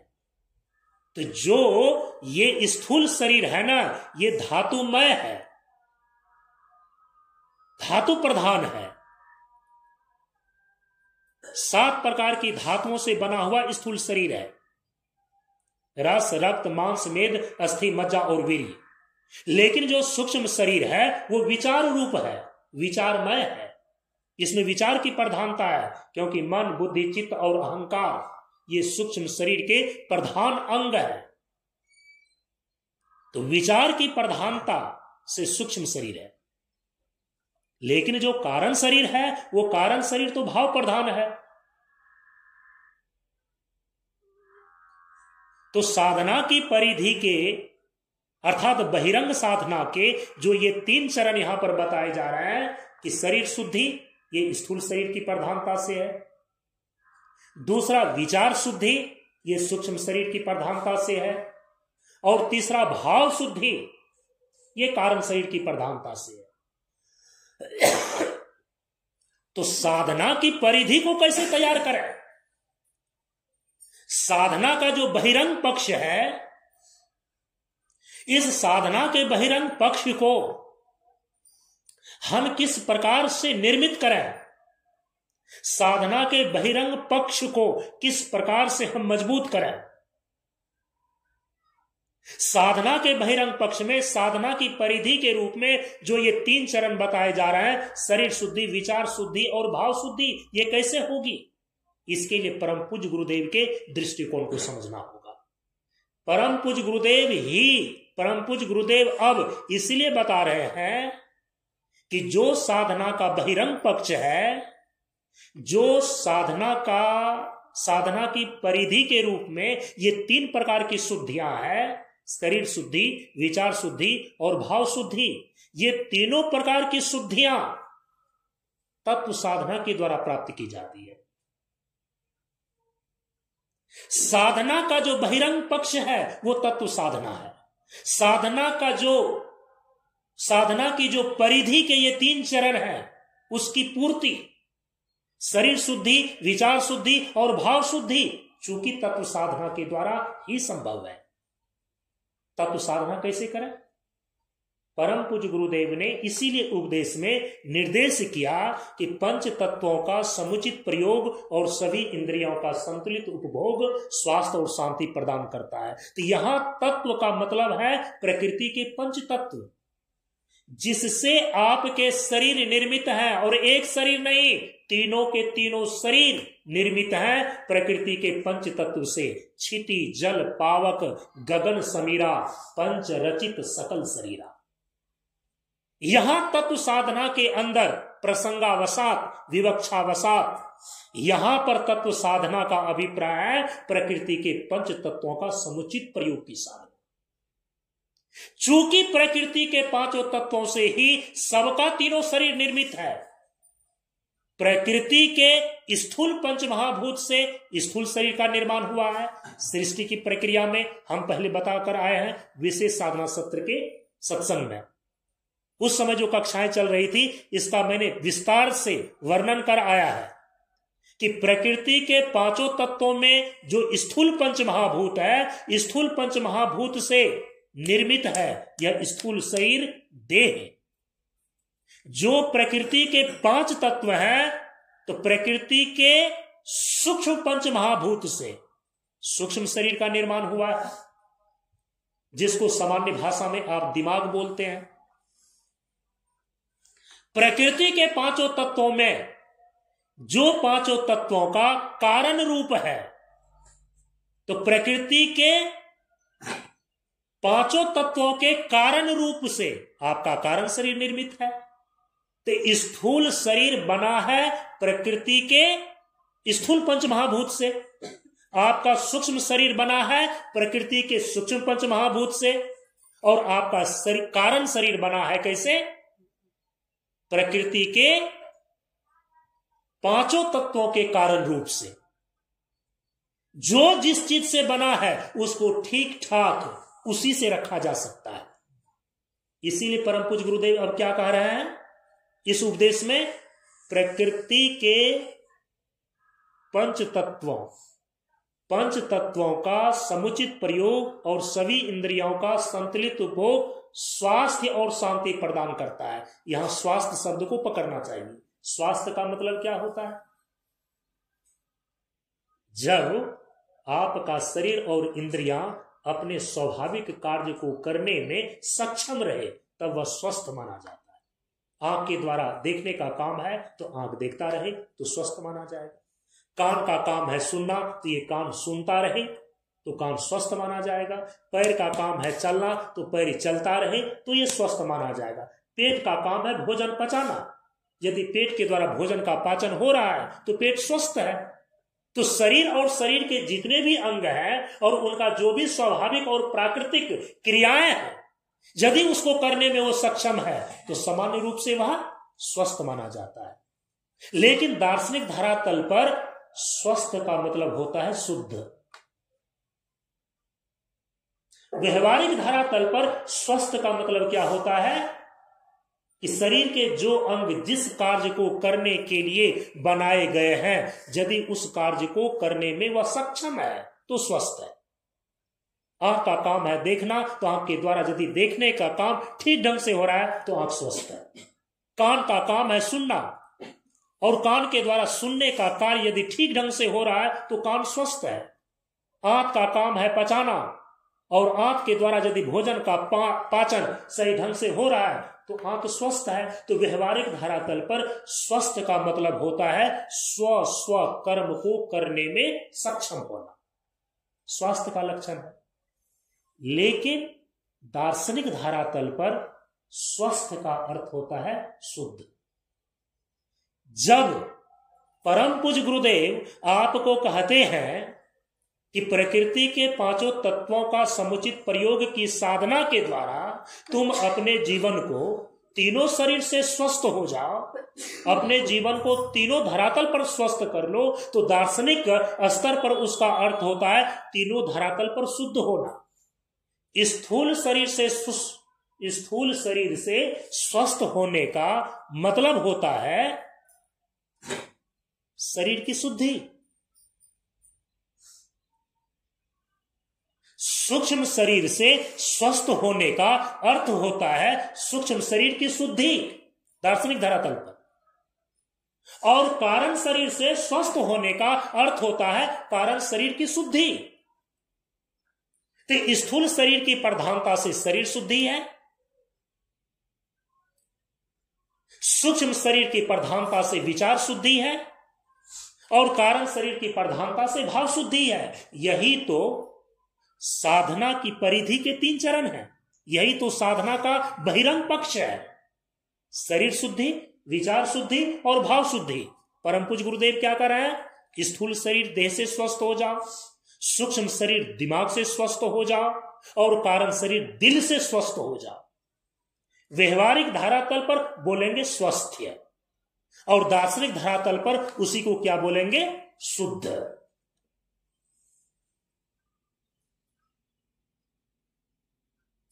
स्थूल शरीर से स्वस्थ होने का अर्थ है शरीर की शुद्धि होना।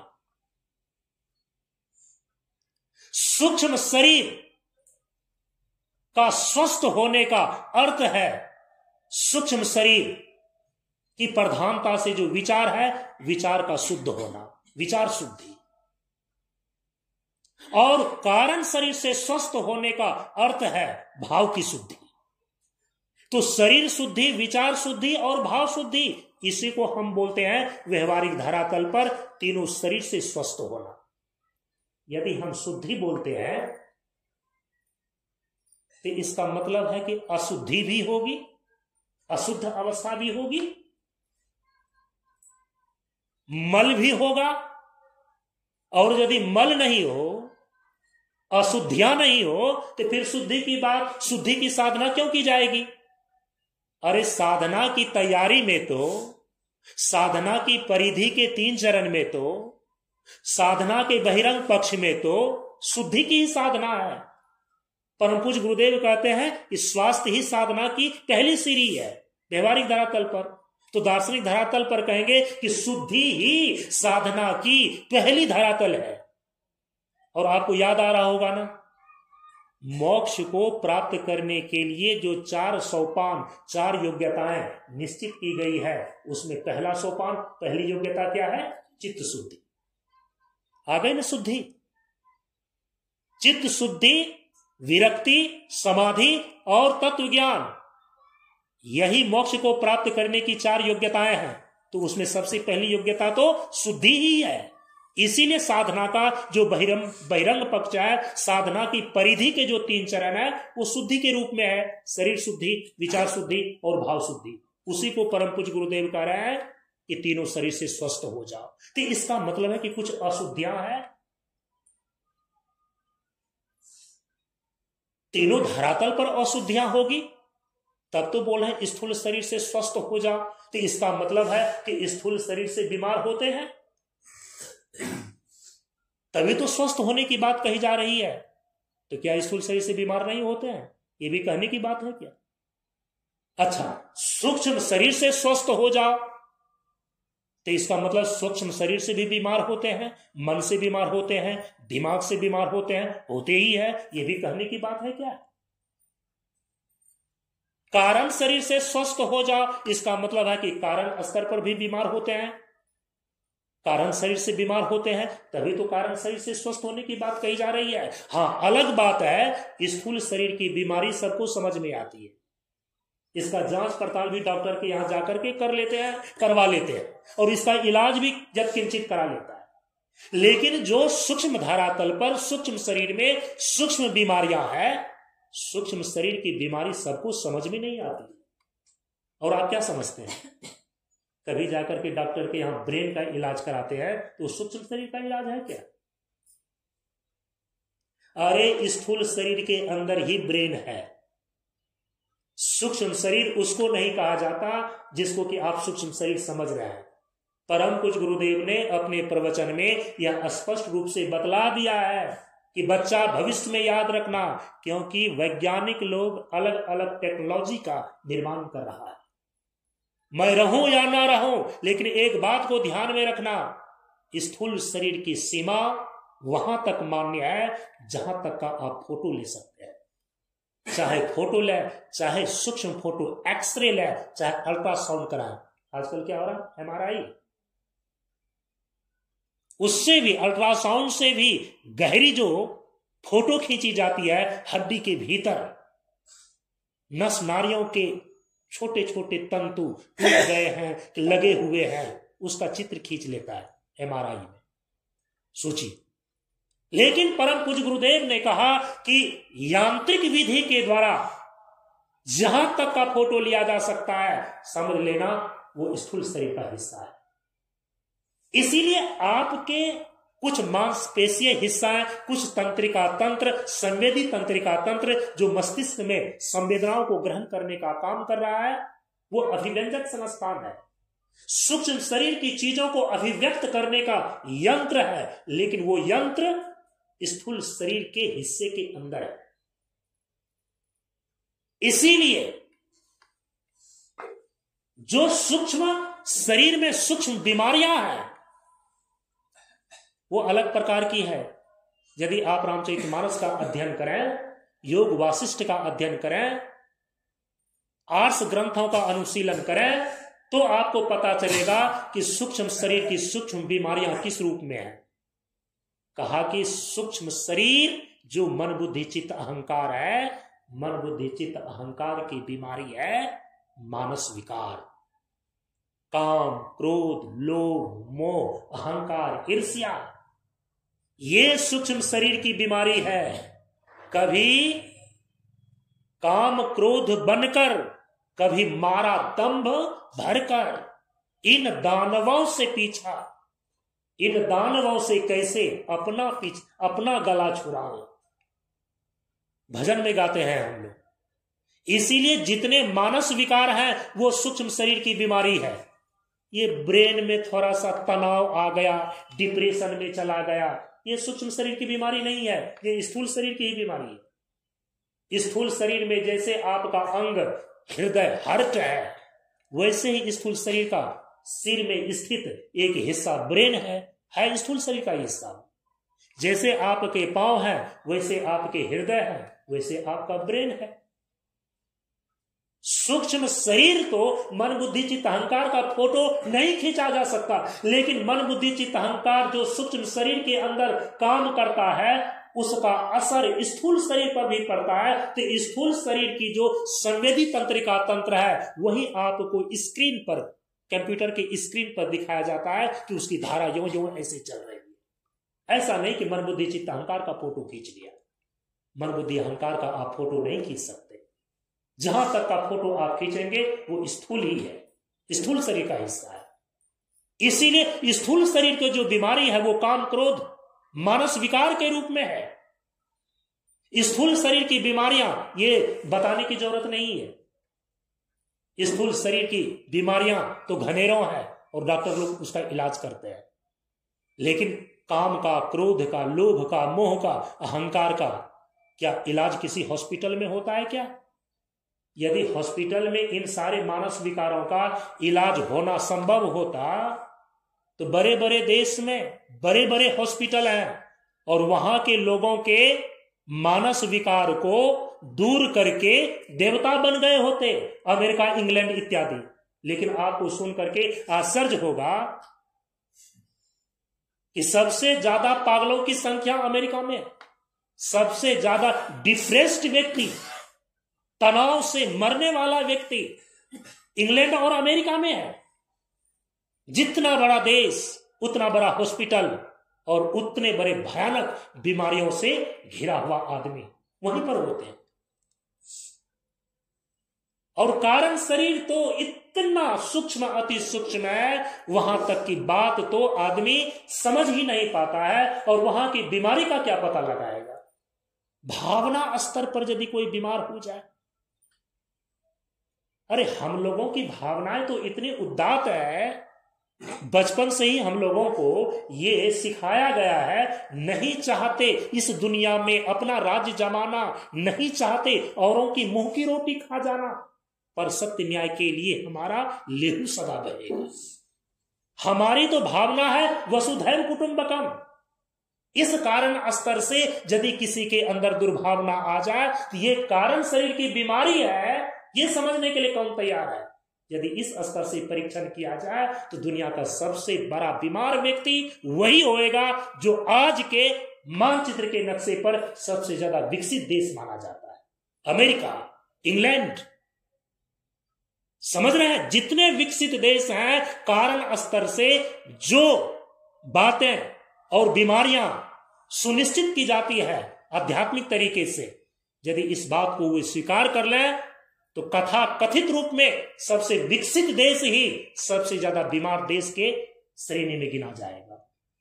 कारण स्तर पर तो बातें समझ ही नहीं पाता लोग, लेकिन परम पूज्य गुरुदेव कहते हैं कि भाव की अशुद्धि, कारण शरीर से अस्वस्थ होना है। अब यहां पर यदि एक शब्दों में कह दूं और अपनी वाणी को विराम दूं, स्थूल शरीर की जो अशुद्धियां हैं, स्थूल शरीर की जो बीमारी है, हम उसको बोलते हैं रोग। स्थूल शरीर से स्वस्थ होने का मतलब यह है स्थूल शरीर को रोग रहित करना। इसीलिए स्थूल शरीर के अशुद्धि का अर्थ होता है, स्थूल शरीर की अशुद्धि का अर्थ होता है रोग। और जब आप बोलते हैं कि सूक्ष्म शरीर का स्वस्थ होना, और सूक्ष्म शरीर का जो रोग है वो तो मानस विकार के रूप में है। सारे मानस विकार को यदि एक जगह करके उसको एक शब्द में बोलेंगे तो क्या बोलेंगे? भोग। स्थूल शरीर रोग से ग्रस्त है, इसीलिए इसको स्वस्थ करने की आवश्यकता है। सूक्ष्म शरीर दिमाग भोग से ग्रस्त है, यही सूक्ष्म शरीर की अशुद्धियां है। तो सूक्ष्म शरीर की अशुद्धियां हो गई भोग, स्थूल शरीर की अशुद्धि हो गई रोग। जब स्थूल शरीर से स्वस्थ होना बोलते हैं तो इसका मतलब होता है कि स्थूल शरीर को रोग रहित कर लेना। सूक्ष्म शरीर की जो बीमारी है वो मानस विकार है, और सूक्ष्म शरीर की अशुद्धियां भोग कहलाती है। और सूक्ष्म शरीर से स्वस्थ होने का मतलब है कि सूक्ष्म शरीर को भोग रहित कर लेना। केवल संसार की भोग कामना को लेकर के पूरे जीवन को उसके पीछे दौड़ाते फिरना, खपाते फिरना, लोभी नर कंगाल है। मृग तृष्णा की फेर में दौड़ते दौड़ते प्राण छूटता चाह चिंता की ढेर में। एक एक मानस विकार को यदि देखेंगे तो एक एक मानस विकार ही पूरे जीवन को बर्बाद करने के लिए काफी है। जहां पांच पांच मानस विकार मस्तिष्क में एक साथ काम कर रहा हो, उस आदमी का जीवन सुखी और शांत कैसे हो सकता है। विषय वासना की सजती सेज पर जीवन की रोज जलती चिता है। सावधान हो जाओ वीरो, ये तुम्हारे ओज तेज की बख्शिता है। जरियंती तेजा, काम विकार को लेकर के बताया गया। क्रोध, एक शरीर मरघट पर जलता, एक शरीर मरघट पर जलता देह से प्राण निकलने पर, लेकिन एक शरीर जिंदा में जलता छन छन क्रोध करने पर। क्या क्रोध ही लड़ाई का रूप नहीं ले लेता? क्या क्रोध ही युद्ध का रूप नहीं ले लेता? आज कई वर्षों से कौन कौन, यूक्रेन और रूस एक दूसरे के उकसाने पर लड़ रहा है और युद्ध की स्थिति ना ऐसा देखिए। उसके पीछे है क्या? क्रोध ही तो है। क्रोध के पीछे क्या है? कामना ही तो है। वो भी कामना क्या? स्वर्ग पाने की। क्या वो कामना क्या? मोक्ष पाने की। वो कामना है संसार के विषय भोग को पाने की। इसलिए तो कह रहे हैं कि जो सूक्ष्म शरीर दिमाग की बीमारी है ना, वो है भोग की कामना। दिमाग से स्वस्थ होने का मतलब ही होता है दिमाग को भोग रहित कर लेना। चाहे काम विकार हो, चाहे क्रोध विकार हो, चाहे लोभ विकार हो। लोभ के विषय में भी कहा ना, लोभी नर कंगाल है। चाहे आपके पास कुछ भी हो, लोभ आपको कभी भी बादशाह नहीं बनने देता, कंगाल बना करके रखता है। जो चीज है उस पर नजर नहीं जाती, जो चीज नहीं है उसी पर आपकी नजर जाती है। लोभ एक ऐसी वृत्ति है, वो संतोष में रहने ही नहीं देती। लोभी नर कंगाल है, मृग तृष्णा की फेर में दौड़ते दौड़ते प्राण छूटता चाह चिंता की ढेर में। इसी प्रकार से अहंकार और ईर्ष्या को भी समझ लेनी चाहिए। मानस विकार सूक्ष्म शरीर का बीमारी है और इसी को एक शब्द में बोलते हैं भोग। तो सूक्ष्म शरीर की अशुद्धि क्या है? भोग। सूक्ष्म शरीर से स्वस्थ होने का अर्थ क्या है? भोग रहित होना। अब तीसरे नंबर पर कारण शरीर। और कारण शरीर की जो बीमारी है ना, सारे के सारे चीजों को मिला करके एक शब्द में उसको बोलते हैं शोक। अभाव है, अतृप्ति है, अकेलापन है। जब आकाश तत्व से बना हुआ हिरण्मय कोश आपका सिकुड़ जाता है ना, इतने आप कृपण हो जाते हैं, इतने कंजूस हो जाते हैं, अपने जीवन यापन करने के लिए भी अपने पास रहे साधन का उपयोग आप नहीं करते। ये कृपणता, ये दौर्मन्यता, ये अभाव, ये अकेलापन, ये अतृप्ति, ये सारे के सारे दुख के परिकर हैं, शोक के परिकर हैं। इसीलिए जो कारण शरीर की बीमारी है वो है शोक। जो कारण शरीर का विकार है वो इसी रूप में है, अकेलापन, अतृप्ति, कृपणता, कठोरता।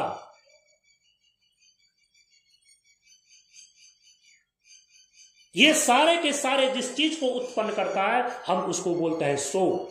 तो कारण शरीर की अशुद्धि शोक है। यदि साधना की परिधि के रूप में तीन चीजें निश्चित हो रही है, शरीर की शुद्धि, विचार की शुद्धि और भाव की शुद्धि, ये तो तीनों शरीर की प्रधानता को लेकर है।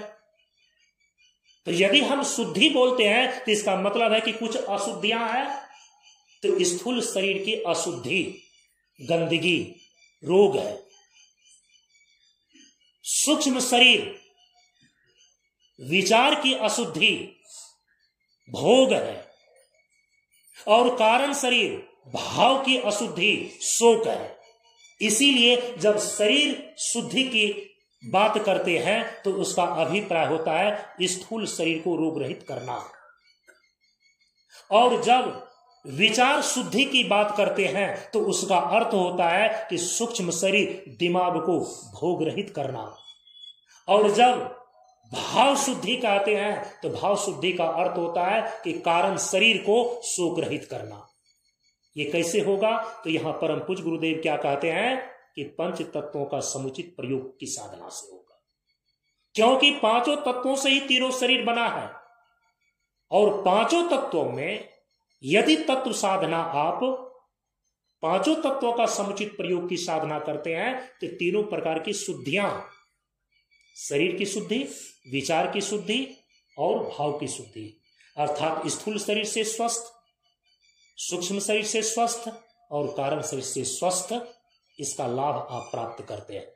स्थूल शरीर से रोग की निवृत्ति होगी, सूक्ष्म शरीर से भोग की निवृत्ति होगी और कारण शरीर से शोक की निवृत्ति होगी।